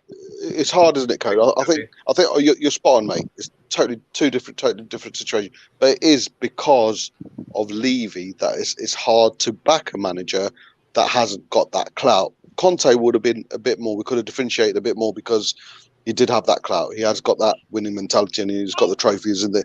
Same with Jose. Although I had my issues with Jose at first, I thought, right, finally. I think the only thing that some of the fans are failing to grasp and accept it in a way, and I include myself in that, is purely the fact that he doesn't have that clout behind him. And to many, he might just come across as a bit of a yes man. Yeah, I'm going to be behind him, 100% behind him. But again, I keep on saying it's a Levy factor, isn't it, buddy? It is. But one thing I will say before I head off here, because I am I know supposed to be parenting. one thing I will say is that if what I've learned about Fabio Paratici is true, he is not an idiot. He is not he does have a good football mind, so he would fully understand the light in which this decision to hire Paulo Fonseca would be painted. He knew the risks of bringing him in from Roma, where Jose just went, how it would look in the media. So it is a strong endorsement from Fabio Paratici, and it is also a bold gamble with the first decision. So he's coming in here. I like it. It's a very strong move, and I look forward to seeing what else this guy can do. But my daughter's wandering away, so That's all right. I'll see you guys later. See you later, Cody, See you brother. later, Thanks for having me on. Everybody say See you later, bye-bye. Bye-bye, Beatrice. Bye, Beatrice. Pick up Beatrice. Say bye-bye, Maddie. Bye-bye. Oh. Just by the water. Lovely. See you Just later, remember, buddy. there's more important things than Tottenham Hotspur in life. Of course. Let's enjoy life too, I'll buddy. find out See you soon, later. Cody. I'll find out soon. See you later. See you later, brother. Big yourself up, Cody. And then what David is back in. David is enjoying his time, but now he's tuning back in. He says, "Get those super chats in. It guarantees everybody's comment gets read aloud and discussed in the panel when the chat is busy." Yeah, because there really are everybody. There's 440 people in the chat right now. I am trying my best. I am trying to get through the questions, through the super chats. Also, really reading what you guys are saying as well. It is a little bit more difficult than I maybe I thought, just because I usually have David helping me out as well. But it's honestly just as it's exhilarating at this moment, because it really is 440 people, really insane. So please, everybody, if you're new to the channel, please hit that subscribe, because there is an Irishman that you will love, that will be joining me on plenty of other occasions. And you will guarantee love him, because he will tell you how it is, just like these guys really are right now, and just like Cody did as well. And but really the mission is as well to get everybody over to Bobspur and get them over to that 750, because it needs to happen. We're so close. Reportedly, we were 10 away earlier, and so I know it can happen. There are 444 of you, and so please head on over to Bobspur. It's in the description, and 100%. Just get them over to that 750, because it needs to happen, or David's going to be calling my mother tonight. But yeah, we're discussing Paratici, and Cody made a really good distinction there, though, where maybe with what Fonseca is given, considering he's also relatively, let's say, new manager to the game. There's only so much he can do. There's only so much he can achieve. And whatever he's given, I'll ask you guys this: let's say worst comes to worst, or worst fears, not many huge signings, not many big upgrades, lots of Deadwood in the season. Is Cody absolutely right? Would it be unfair to maybe go after Fonseca if things were to turn poorly? Or do you still expect him to have to churn out like a 6th or 7th or 8th place? Or is that too much to ask? So, like Cody said, what is your bare minimum still for him, let's say? Because, I agree that Levy is a toxic nature, but maybe, with Levy in mind, what is the bare minimum for a coach to achieve at Spurs? I feel sorry for any manager coming into Tottenham Hotspur, whether it had been Conte, whether it had been Pochettino, because of Levy. But an untried manager, like you said, fairly new to the game, never been in England, is walking into a cauldron of hate. It doesn't matter what happens or what he tries to do. The manager always gets blamed first, always. But now I think people have woken up. And it's not going to be aimed at him. What you said when you said our worst fears, hardly any players, Deadwood here, that's not our worst fears. That's what's going to happen. That is what's going to happen. Deadwood will still be there. We'll make a few signings of no big significance. And then they'll come out. And I think, like Cody was saying, listen, if we had just gone for Fonseca when he had been sacked and not released these big names out, then I don't think there would be this outrage going on. There might be people that were upset because we said we want a big manager. But because we've had all the glitz and the glamour, we're getting this and we're getting that. And then you just pour around him. Not even in the race, not even mentioned. Wallop, there you go. He is walking into such a bad situation. Yeah, that's what he's basically. He is jumping. He's playing with fire. He's been jumping straight into the deep end, and we're going to have to see how he deals with it. I mean, I don't even know. I mean, maybe people in the comments know. I don't even know what his English is like. Like the guy on We Are Tottenham TV today said that the guy Paratici is going to take English lessons. And he actually said that guy that his English wasn't that good, but his English was perfect, He's not right, perfect, yeah. but That was, yeah. could understand everything. I thought it was going to be so. Paratici is coming and apparently he's going to take lessons. Fonseca is I don't know if he knows any English, if he speaks a damn word. Yeah, I think. Yeah, I don't Portuguese know and for a fact. Italian, though, are quite useful languages. Yeah, Portuguese and yeah, Italian I are think quite he's- useful. And, you know, I will say, you know, I can't speak for it, but, you know, I'm pretty sure his English, you know, once he's hired, he has a whole summer, probably has a decent basis to begin with.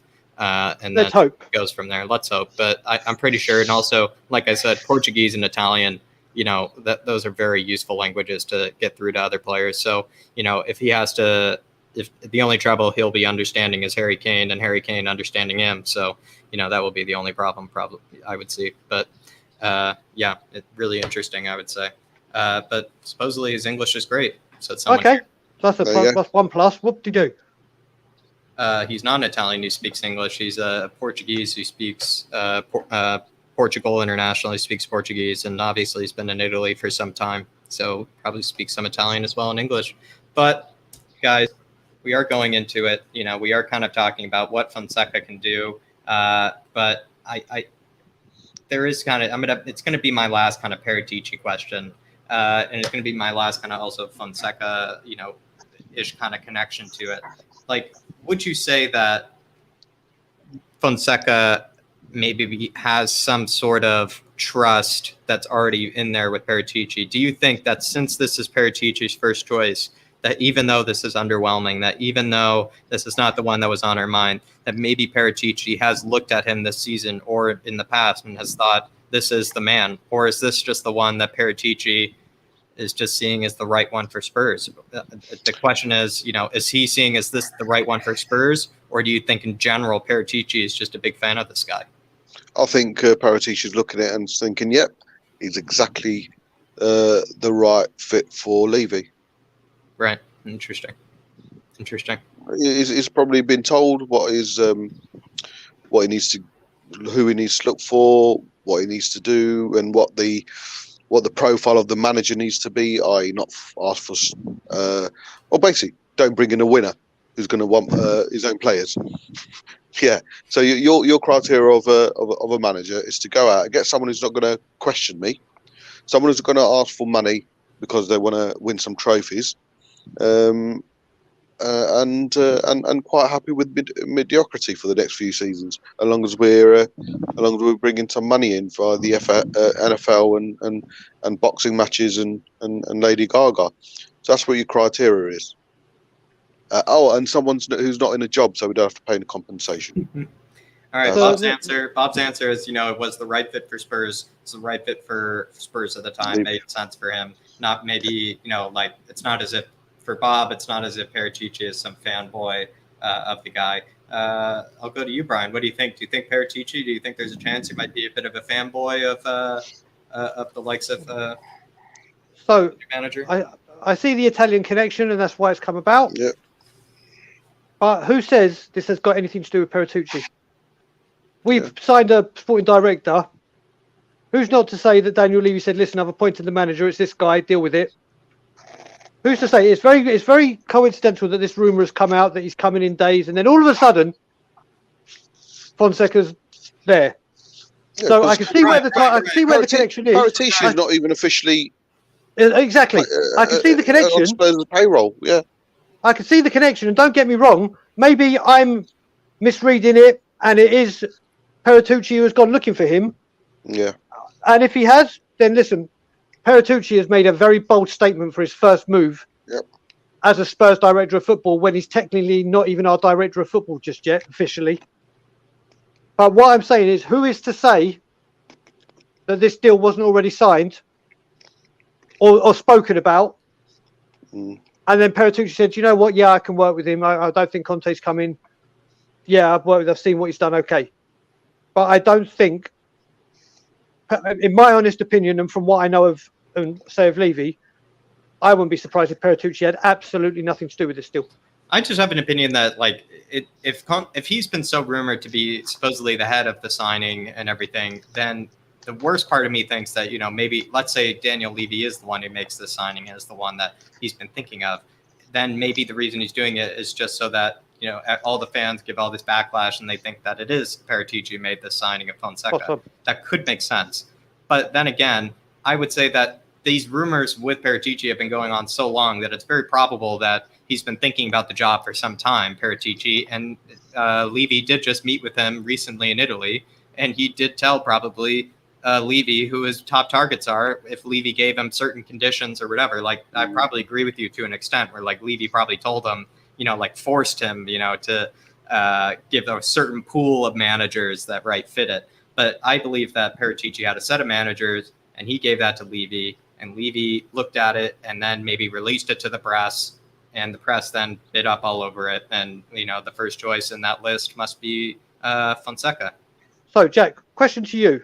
And also, he's being signed next Wednesday. He's been in the rumors for it so long. I bet he's been having a lot of time to dwell over it. But, you know, maybe he's not actually working for us yet. Maybe you're right. But personally, you know, with Levy meeting with him recently, it would only make sense that supposedly, you know, if he handed him over the short list over an Italian coffee table with it full of espressos, you would think that maybe that list might have had Fonseca on the top, and Levy just released it to his press. So, as I was about to say, question for you and then for Bob.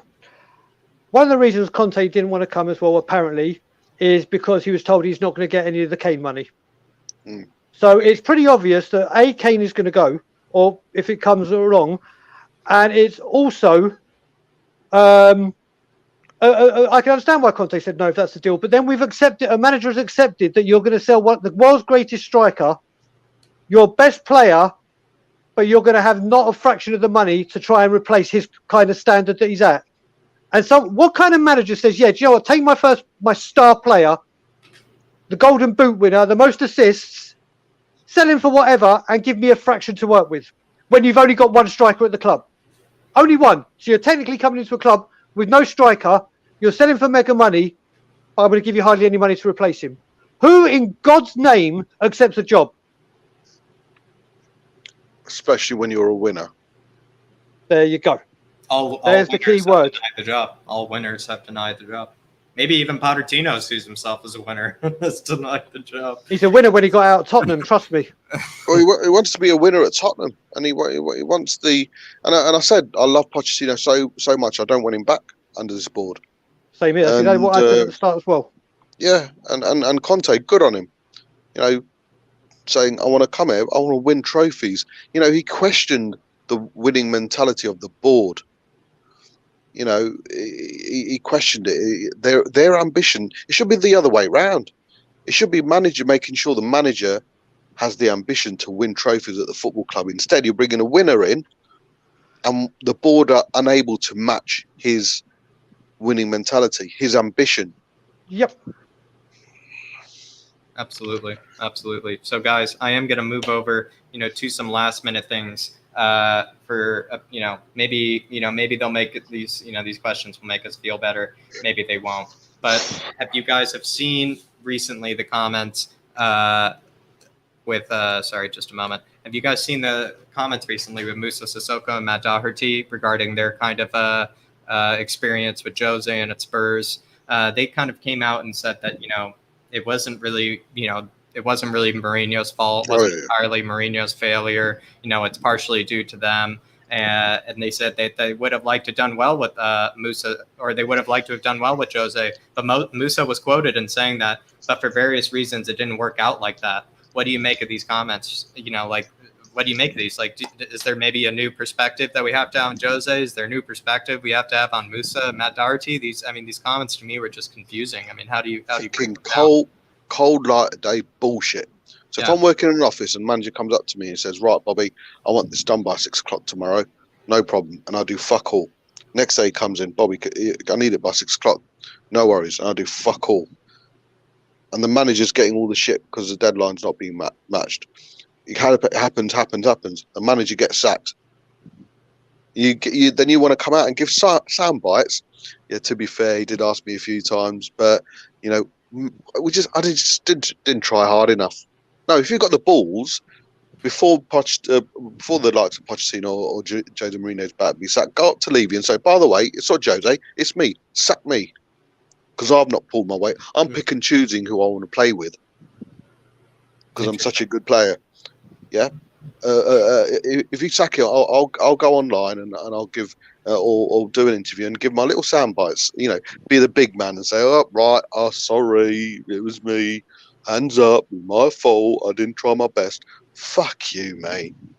Fuck you. Get the fuck out of there. You can't choose. You're wearing the Tottenham Hotspur Football Club badge on your chest. You give 110% every single game.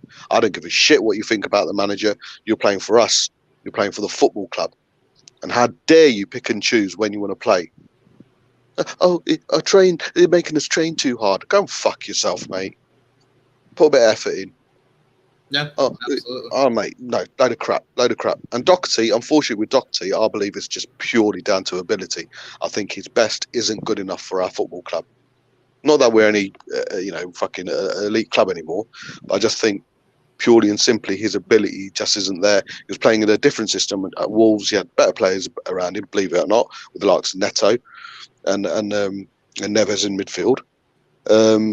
His best isn't good enough for Tottenham. Hopefully, we'll play a different system. He might go on a bit, but I think with Doherty, he tried. His just best wasn't good enough. With like Sissoko and Winks and Dele Alli, who I want first out of that football club, it's complete bullshit, sound bites, crap to make them look good, make them look good. Taking some form of fucking ownership. What a load of bullshit. I'm not going to fall for it. You know, Bob, I really appreciate that answer because it is the type of answer I'm needing to cut through that kind of BS that's coming out. Because really, like when I saw those comments, I just didn't even know what to make of it. It was just so confusing. It's like, you know, like Jose was terrible. You know, like Marty's still processing that, and then I'm hearing this. Like apparently they still weren't working hard for him. You know, or like, oh, I did fail Jose. Some of the people that supposedly hated Jose the most, you know, were saying should have done better by him. I think they're all snakes, to be honest. But Brian, what do you make of these comments? You know, from Moussa Sissoko and from Matt Doherty here. So I'm going to give a little bit of respect to the pair of them because at least they had the fucking balls to come out and say it. You haven't seen Harry Winks, Serge Aurier, Eric Dyer, Dele, and I couldn't agree. I've been saying for ages, I want that guy out of the club as quickly as possible. Yeah. Grab him by his dreadlocks and just fucking spoil him around and throw him. And wherever he lands, just let him stay there. We are pathetic. And as I said a long, long time ago, again, I think it was after the Newcastle game when we are Tottenham TV, we have a 20-year acceptance of mediocrity. Yeah. There is no standards. There is no ethics. There is no blueprint like this is unacceptable. This is how we operate. You're not hitting targets. You're not hitting standards. Your ass is getting whooped. Sort your fucking selves out. It's just, oh yeah, we're making Kineke making money. There's no accountability. Yeah. I look back at the teams in the 80s and people still bitch about the 90s. I'll tell you one thing that didn't happen in the 90s. All right, there weren't social media. Players didn't come out and bitch. They didn't come out and bitch. I think social media has a huge impact on this. A huge, huge thing. Yeah. But the players gave blood, sweat and tears. Graham Roberts once said, it's all about the crest on the front rather than the name on the back. Yeah. Well, at Tottenham Hotspur, we've now got it we've got it the other way round. Yeah. Where they just come in and they just think everything. I was watching a thing with Alan Sugar that was streamed years ago about the money going mad in football. And he'd done a documentary on it. And Alan Shearer was on there. They were talking about the YTS people when they came in and they had to clean boots and make the teas and clean the toilets. They don't do that now. They're driving in Ferraris, the youth players. Yeah. Top BMWs, everything. And they think they have this God-given right because they have a social media account and to get some fucking followers. Oh yeah, we tried, but if I had the chance to play for Tottenham Hotspur or any other team that I played for, obviously not playing for any other London team, I would give blood, sweat and tears. You work 2 or 3 hours a day in training, maybe a second training if you got Pochettino, in a thing you love to do. You have the best facilities in the world. Any other football club. But at Tottenham Hotspur, you have the best facilities in the world. It's not an honour anymore, is it, Brian? Exactly. And then you play 90 minutes, maybe once or twice a week. And you get paid in a week more than people get paid in 2-3 years of their life. Yep. For blood, sweat and tears. Now, if I went to my boss and went, like Bob said, I said, do you know what? I'm a team leader of customer service. I don't like taking escalated calls. I hate talking to people. They're fucking idiots. People will go, do you know what? Out the door, pissed off, bye. No. You earn hundreds of thousands a week. You work, let's say 9 months. You have a holiday. You go to 5-star hotels. And only that, you earn all this money. You have people like Armani, Calvin Klein, police, watches. They give them to you for free. Just so you can wear it. Just so they could, people could say, oh, I want that top deli. Fuck off. Fuck off. We are a comedy club. And I hope Paratici, if there's one thing Paratici can do, is say, if any of you quote shit on social media, I'm fining you 2 weeks' wages. I don't give a shit. Enough. Yep. Someone needs to come in and take this club back. I hope it's Paratici. I don't think it is. I think it's the fans that have got to take Tottenham Hotspur back, and nothing's going to change until it does. Yep. Got a super chat in here from Simon Gibbs here, and I am going to highlight his comment. I think I found it right here. Let me know if this is the right one, Simon. Simon says, funny enough, some of our best managers have been cheap options, and our best players have been reasonably priced. Doesn't tend to work well for us when we splash the cash. You know, Simon, I think that could be true with us, but I think that's honestly the case with a lot of clubs, to be honest. Like, that's why plenty of teams have moved towards, you know, even if they have a lot of money, that's why Man City doesn't even make huge, ridiculous signings. A lot of their signings kind of are around the same ballpark as each other, simply because, you know, they want to make sure that in case it's a loss, in case it's too much of a risk, it's not too much of a, you know, not too much of a loss for them. Doesn't make sense that they would be taking that mentality, considering they're writing blank checks to themselves. But, you know, maybe that's the type of mentality that we should be taking. But you're absolutely right, Simon Gibbs. And but the thing on top of that is he's bang on the money. But unlike any other clubs, like you look at Liverpool, when that manager works absolutely fantastically on peanuts, and gets second, gets to a Champions League final, what more does a manager need to do to say, do you know what? Look what I've done with peanuts. Yeah. I don't want you to go absolutely crazy. Go get me a player. Go get me, and I'm not talking 100 million. No. Go get me a player. I think I've proven to you what I can do. And as you see, like Man City, like Liverpool, like Chelsea, with Chelsea squad, what they do is they refresh constantly. Yeah. So there's new blood in there, new ideas. No one gets stale. No one gets Fergie, the prime goddamn example. Yeah. Beckham, Yab Stam, Van Nistelrooy pissed him off. Out you went because there was no taking the piss, and in came new stars. But all the time refreshing, and look what those teams do. And then look at us. But Simon is right. The Levy has struck gold 3 times: Redknapp, Yole, and Poch. Yeah. Yeah. And when they needed backing, what happened? Jeez. Yeah. You're right, Brian. But got a super chat from Spurs Squad here. Spurs Squad, yet again, if it's just a super chat where you just didn't mean to put anything in there, you know, I will find your comment. I'll try my best to find your comment. But if this is, you know, if this is all you sent, really appreciate it. Appreciate all the support. Appreciate, you know, you tuning in today. Appreciate you enjoying the content. And really, again, really appreciate you supporting the Irish Hotspur. Go big yourself up. Let us know what the Ben & Jerry's flavor is, because you've been a huge legend tonight. So big yourself up. And yeah, guys, I mean, I think there's only a few more to end with, and I think they will be maybe a bit more humorous for you. And I will ask you right now, did you enjoy your Tottenham Hotspur Supporters Trust survey today? And would you recommend it to anyone else? I sent it out. I sent it out to everyone. I got it in, and I answered the first 178 questions, and then I go back. But I thought, I ain't doing it, so I just sent it out to everyone else. And my word, it took a long time. Shame we weren't allowed to put down exactly what we felt. There were little boxes, but nothing like an other. No. So no, I think it's ill timing. I think the trust just lost all focus of what the real. Have they completely disappeared for you? Is this is this survey a good example, or they just completely lost touch, Pop? I keep on saying they haven't got a pulse. Never mind having the finger on the pulse. They're all bow to Levy. in my opinion. It's such a shame because they probably put out one of the best statements I've ever seen from the trust earlier on this season after the ESL debacle.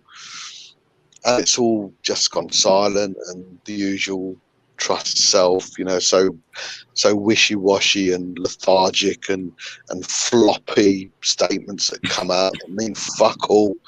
There's no set agenda, be it good or bad, from them. And yeah, I've cancelled my subscription, so that's probably the last one that came through. And just like the board, I've lost all faith in the trust as well. Interesting. But Spurs Squad, big yourself up, though. I'm trying to look for your super chat in your comments, but I'm not finding it. So really, if that's all you sent, then really big yourself up. Very generous of you. Really kind of you, Spurs Squad. But Brian, how was your Tottenham Hotspurs survey experience? So, once you said the question, I've been waiting for this question. So, warning, rant coming. I even said it to Bob. The Tottenham Hotspur Supporters Trust are like the fucking police. They're never there when you need them and always fucking there when you don't. Now listen, this Supporters Trust, like Bob said, they're nothing. They're dead to me. I saw this thing and I'm not even giving it my time. I didn't even open it. Because like Bob said, at 178 questions, he gave up. At 178. It felt like what do you want to talk about? And how many more questions were there to say we're fucking shit, leave it out, fuck off the Supporters Trust? They make a big fucking noise. The Super League, we're outraged. Where were you at the protests? Oh, we now got a supporter on the board. Bullshit, do you? We have so if you've got support on the board and you're pissed off, why have you not come out for Conte? Why have you not come out for Posh? Why have you not come out now for Fonseca? Why have you not come out for a billion different things? Like Bob said, brilliantly worded survey. Smoke screen. I said, me and Tom, I'm getting so confused. Me and Danny now said, we need to call our team and the stadium Smoke and Mirrors FC. Yeah. That's what we should be named by, because it's all bullshit. Everything from this club and now the Supporters Trust is bullshit. That's 178 questions. Bob gave up. We are so pissed off with our club. How many questions do you think they're going to look at? They're not going to look at every single motherfucking one of them. No. And I've seen a lot of people on Twitter saying, I've given my opinion. And fair play, I think there's a lot of people who would have gone batshit crazy. Do you think they compiled it into some statistic of the 178 questions? Maybe it's, put into a nice, spreadsheet, nice dispersion. It says, 88% of Spurs fans, think that, bottomless fill-up cups are worthless. Like, how many, I want to know if anyone finished it, how many questions are actually worth? 178 was a bit thingy, wishy-washy. But well, I know there was up to 103. I know Stuart finished it, Stuart Gallup. So, so we'll have a look, mate. Well, because it's ridiculous. It's absurd. Literally, they have the audacity. Again, the timing of this club. Everything's going batshit crazy. 52 days without a manager. Do you know what? We sent out leaflets and put a 2-minute video together, which was the shittest video that they only did for equality, diversity, and age and sexism. It's people of different colours, different races, different religions, different ages, different sexes. When they said they were putting a video together, I thought it was going to be like snippets of people going batshit crazy for 5-10 minutes. Maybe not going to the extreme that I went to, but to get our voice across. That was oh yeah, please listen to us. We give it back to the fans. Fuck off. Put me on the fucking board. I wish I was on this fucking board.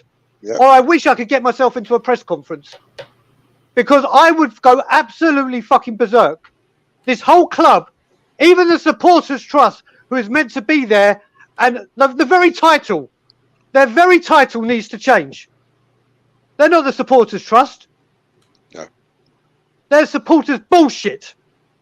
They're the no trust. They're bullshit. And if any of the Supporters Trust watch this stream, or watch or hear of it, you're bullshit. You're doing shit at your job. You've lied to us. You swallow this bullshit. Fuck off. a supporters trust. There's a meaning in that title. You support the Spurs fans and you gain their trust. In my eyes, that's what it's supposed to say. And you've done none of that, guys. And you're the voice of the You've not- In the supporters. Hotspur trust, we do not trust. No, you do not support us, and we do not trust you. Supporters trust. Yeah, absolutely, absolutely. The only thing is, I hope the supporters trust are there for the NFL protests. Because believe me, the first people I'm making a beeline for is them. The first. I mean, well done on you, Brian. And let us know in the comments, please. Let us know in the comments. I mean, I know everybody's saying the or the supporters trust has been absolutely non-existent, has been absent, has been, Mr. Anonymous over this whole time. But please let us know in the comments, because I am absolutely intrigued on what you guys think, because it is something just quickly on that. Is how quickly on that. been. Yeah, Brian. Bob, how much is your subscription for the supporters trust? 20 odd quid, mate. Is that a year or a month or whatever? A year. Okay, and how many supporters are there in the supporters trust? Loads. 10,000. Well, quite a few, mate. Yeah. So they take £20 off you. Yeah. And they're going to be the voice of reason and go to bat for the bullshit. Yeah. I said that before, and maybe it was just so silly of me, and maybe caught up in the statement that they put out that made me want to join. But technically, it didn't do anything different than what Levy's done. Put out a really good statement, bring up their supporters, their subscriptions, and then pissed all over it. Yep. Yeah. Yep. Absolutely, absolutely. And this is going to be, sadly, maybe one of the last questions, but it is going to maybe, let us maybe, it'll be a bit of dark humor, let's say, but I'm going to ask you, has there been anything in your life, list something, or maybe it's been more than one thing, list something or tell me something that has taken you 52 days to do. It took me, to get us, consider how long it's taken other clubs to sign a manager. So let's just talk about, in our lives, what has taken us 52 days to do something. Some people. So what's that? A month and a half. In 52 days. Month and a half. That was it. That's a month and a half. Yeah. So it took me 50 odd days to go into hospital, for them to open me up, for me to die for 3 minutes, to stitch me back together, me getting pneumonia, me nearly dying again, me recovering. In this time, none of my family members being able to come and see me slowly make recovery, me trying 4 different methods of painkillers and morphines and medication to see how well I do, for me to start getting the strength back to learn to basically start to walk again. That's about a month and a half for me. There you go, Bob. Thanks for letting me know. I mean, it's quite tragic, but now I know. But Brian, 52 days. There's only one thing that comes to my mind, and it's when I got married to my wife. It's like literally, I was coming out. The original thing was I was coming out here to Canada back in almost 7 years ago. So it's our 7th anniversary on the 22nd of June, as is my birthday. And the plan was I was coming out to propose to her in 2014. Then she was going to come back to England on a fiancé visa, and we're going to get married in England. And on that fiancé visa, you can only stay for 6 months. And she can't work. She couldn't go on the NHS if she got ill. She couldn't do anything. So literally we got talking, and around 52 days, we literally said, do you know what? Why the fuck don't we just get married? Yeah. Because then we can get the proper visa. And it was so quick. My parents had even booked a summer holiday away to Lanzarote. And then I had to go, well, Mum, guess what? I was going to get engaged. Well, I'm getting married. And they tried everything they could to cancel their holiday, and they paid a lot of money. They couldn't do it. My parents had to Skype in for my wedding day, as did my sister. It was so quick, but we got to organise a hall, my wife's wedding dress, the reception, the service, and the honeymoon within 6 weeks of living in different countries. And that's, there's a lot of other things I've probably done within 50 days, but they're probably going to get me ranting, and I can't even think of something. There you go. Look at Grandpa Stevens. Brilliant. Yeah. There it goes, lads. And so that is kind of, unfortunately, we are kind of going towards the end of the show, but please, there is still a mission that needs to be had. We need to get some subscribers over to Tottenham away, but we do have a number that we're trying to reach for Bob. I know we're at 747. We're trying to get to 747. The description is in the below. but we're getting to 750. And if we hit 750 right away, I'm going to be holding everybody to get to 760 because, it's been kind of chucking along. It's been kind of bumping, but now we're at 747. I'm holding everybody hostage. While I'm holding everybody hostage, I'm going to be expecting to see some of these numbers dropping because I know you're heading over to Bobspur and you're coming right back over here to let us know how, you thought the show went. Because please, everybody in the comment, I hope the show went well for you. I hope everything is, going well for you guys at the moment because, to be honest, it really is a huge letdown being told that Paulo Fonseca is going to be signing for our club this season. And with Fonseca coming in, I am a bit sad. I am a bit kind of deflated like with the other scenarios, but please, I hope the show was, everything you needed. I hope it, I hope at least we were to answer some of your questions. It's so new. It literally just came out hours before we would do the show. We had an entirely different set of questions. We had an entirely practically different set of agenda we were going to talk about. So please, I hope you enjoyed it. I hope, it's everything you ever wanted it to be because it really is a very dark day to be a Spurs fan. And so I hope you did enjoy the show. But really, the mission is to get over to Bobspur right now and to give him that 750. And then once we hit that 750, I'd appreciate you getting to 760 because then David will reward me with a bit of Managerials. He might reward me with a bit of something because, the 750 for David is just the minimum. It's just the minimum. And if I don't give him 750, David will be calling my mother, as I said. So please. Get us to 750, and then after we get to 750, everybody that's in here, there's still 386 people in the chat right now. So please head on over to Bobspur. I know the numbers are dropping because you're heading over to Bobspur and you're getting them over to 800 right now because that many are heading over there right now. So please get to Bobspur right now. I just want to know what's going on. I just want to know what's going on between your mother and David, mate. Sounds a bit. He's got So Bob is at 752. 752. We're 753. 753. It's not done there. It's not done there. 760. Everybody, let's get there. Yeah, Brian. I've just got to do an endorsement myself for Bob. Now, I have met a lot of people through We Are Tottenham TV, like you, Jack. And especially Bob. And Bob asked me to come on his show, and I think it was about 9 weeks ago. He's one of the nicest people to walk on the planet. Yeah. Not only that, he has time for everyone. Make sure he goes through every single person's comments. His content is fantastic. Absolutely bang on the nose and so current.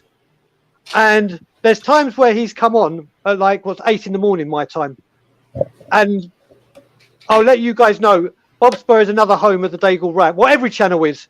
Yeah. But normally when Bob is doing a rant or doing a stream at 1 p.m. London, 8 a.m. Eastern, it means that something bad has happened. And literally could have happened within seconds. And I say bad because all that happens at Tottenham now is bad. Yeah. Bobspur is comedic gold. His questions are fantastic. He's so relevant. And like I said, you could not want to meet a nicer guy in the world. I'm coming home in October and I can't wait to meet all of the London, Tottenham and all of the Spurs community. And Bobspur goes very, very, very, very, very high up on that queue. Everyone, and I do mean everyone, should be watching him or at least subscribing because he will not disappoint. He is just so knowledgeable about Tottenham. And like I said, just as genuine as you come. He is an A1 superstar. So please subscribe to this incredible guy. And you're at 757. 757. We're getting Bob to 760. Please, guys, 345 of you still watching. 758. I know you're heading it over there. It's been nice and easy. Thanks you for making it nice and easy for me because I was worried what David was going to say if I didn't meet the goal. So I'm glad we're getting you to 760, Bob. And because now I can rest easy knowing that David is not calling the mother tonight. Yeah, that does sound a bit weird now. It does sound a bit, now you mention that, Bob, it's got a bit of a weird tang to that, hasn't it? Yeah, no, David will love it. But big respect, Chris. Big up Dermot. Really love to see you. Danny, I know, has been probably working out to this. He was supposed to be on here tonight, but he couldn't bring the fun logic.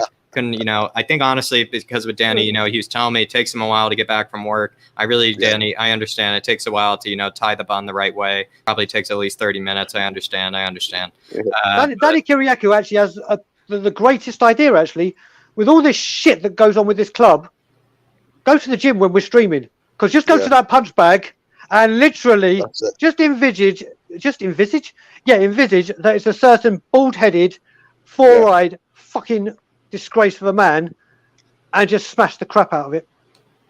Exactly. Yeah, absolutely. Let us know, everybody, in the chat. If Bob is close to 760, 759. 759. Who wants to be 760? 760. Look. Hey. Lovely. Oi. Big up, everybody. Big up, everybody. I really do appreciate it, everybody. Up, and also, while everybody, I'm going to be plugging everybody here. Really want to thank the panelists because, it was kind of a, let's say, David wasn't here, and I know David wanted to get his opinions. I know David is really enjoying himself on vacation, but I know he's probably gutted, not get to the initial reaction as well. But then again, I think, this is the kind of vacation he deserves. So I really got to thank my panelists for helping me tonight, helping me get through this, not only just, through the show, but also just through this emotionally as well, because this has been a very, very, very recent development. And we've had to make a lot of changes to the show, to what we're going to talk about, how we're even thinking about the club, really. We've all had to think, all rewire ourselves, all of our expectations, where we've gone. It's all kind of gone a different direction. And so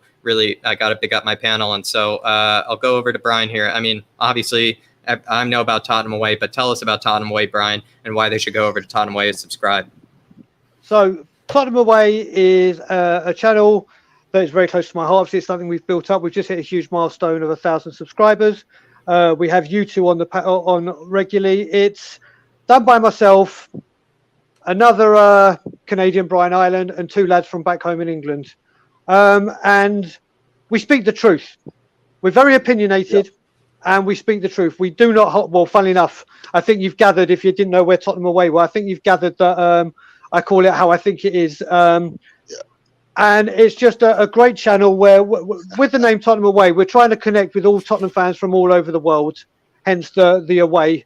It's a great little channel. Obviously, I'm going to be very biased. We have a show on a Monday. We have the two Brians featuring Jack Kineke, and everyone knows how awesome Jack is. The stat man. Europeans #1 scout. He knows more Eastern European players than I think I do English players, and can say their names perfectly. But yeah, you can find us at Tottenham Away for the two Brians, which is a more light-hearted one. We've got big plans coming up. So yeah, please give us a follow at Tottenham Away. Big up. If that was your first time even seeing a Brian Daigle rant, I don't know where you've been. I don't know what rock you've been sleeping under. But if you're new to that, if that's kind of something you were, maybe something you're a little into, you might as well just go over to Tottenham Away and head over there. And you're going to be seeing this beautiful bald man just giving it to Daniel Levy. Like I said, he's Daniel Levy's favorite ex-girlfriend, and he's just the perfect Daniel Levy hater. If you're in that Enoch hating mood, that Daniel Levy hating mood, which is pretty much us practically 24/8, it seems like that Tottenham Away would just be the perfect channel. Just be the perfect channel if you need to find more of this guy. So if you're looking for more Brian, head on over to Tottenham Away. And Bob, we got you to 760, but Bob, let us know. You've been an absolute all-star for this channel. You're such a saint to everybody. Let us know why you need to go over to Bob Spur. First of all, thank you to everyone. Absolutely means a lot to me. I'm, believe it or not, and I'm probably not probably the right thing to say, but I'm not in it for the subs. I'm purely in it for the friendship. You guys, the fact I can sit on. I've kind of delved into what's happened with me recently. This is probably the biggest therapy. I know it's not a word that, but it's for me. It's just life's been put into perspective for me, and regardless of all the big up Carl, despite all the ongoings at Spurs, you do sit back and life is too short. And the fact I can spend evenings on end sitting with my mates chatting about one of my loves of life, which is Tottenham, or rant about it, means absolutely massive to me. And that's the whole reason behind my stream. I do the day after the day before, which is normally after Spurs games, but I'll try and do something after the England games. I do a new show, which is 4 on the Wall, where we just pick out a topic. The last one was about Daniel Levy, how opinions are so different. Fantastic stream, even if I do say it myself, I thoroughly enjoyed it. So I've done a lot of one-offs. I've done one on Qatar 2022, done one on Enoch, the media. So there's been a lot of one-off specials that I've done with a host of guys. Jack's been on a few. Brian's my wingman anyway. He's always there in the background or the forefront. So yeah, that's all I do. So you'll see light-hearted chat. You'll see some comedy. You'll see some in-depth conversation, and there's not a single topic that I'll never tackle. And Mario, big up Tottenham teacher. Big up Mario. Yeah, big up mate. Big up. Okay, this is then. I'll finish it with this last thing because it's a bit of business. Shamu, everybody, big up Shamu right now in the comments. Everybody, please big up. This is the Ric Flair dude, isn't it? World-class itch. He's a world-class itch. He's given me the title of kineke. I've told him my plans of changing my name to Jakic Kineke. And it'd be pretty much the same spelling, and I think it'll work out perfectly. There'd be no confusion. But he's done something absolutely incredible where he has gone and already annoyed plenty of times Ben & Jerry's to get us a sponsorship, to get us a sponsor for a show. He's been an absolute legend.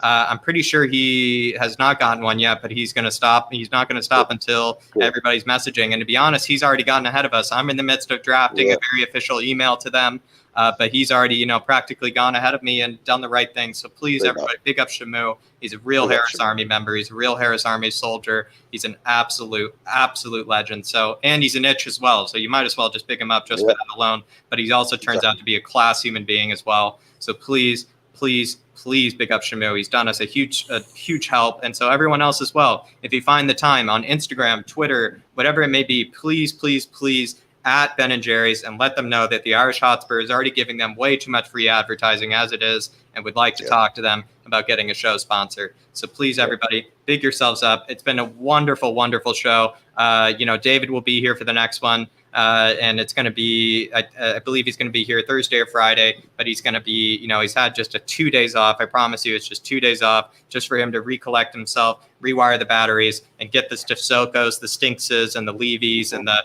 GPS Sanchez's out of his head. Because believe me, I think this guy, David, he's gone through enough trauma as it is this season. So he just needs a few days off, and he'll be right back at it as strong and as energetic as ever. So please, I hope you enjoyed the show. Please subscribe if you're new. Big up the Irish Hotspur.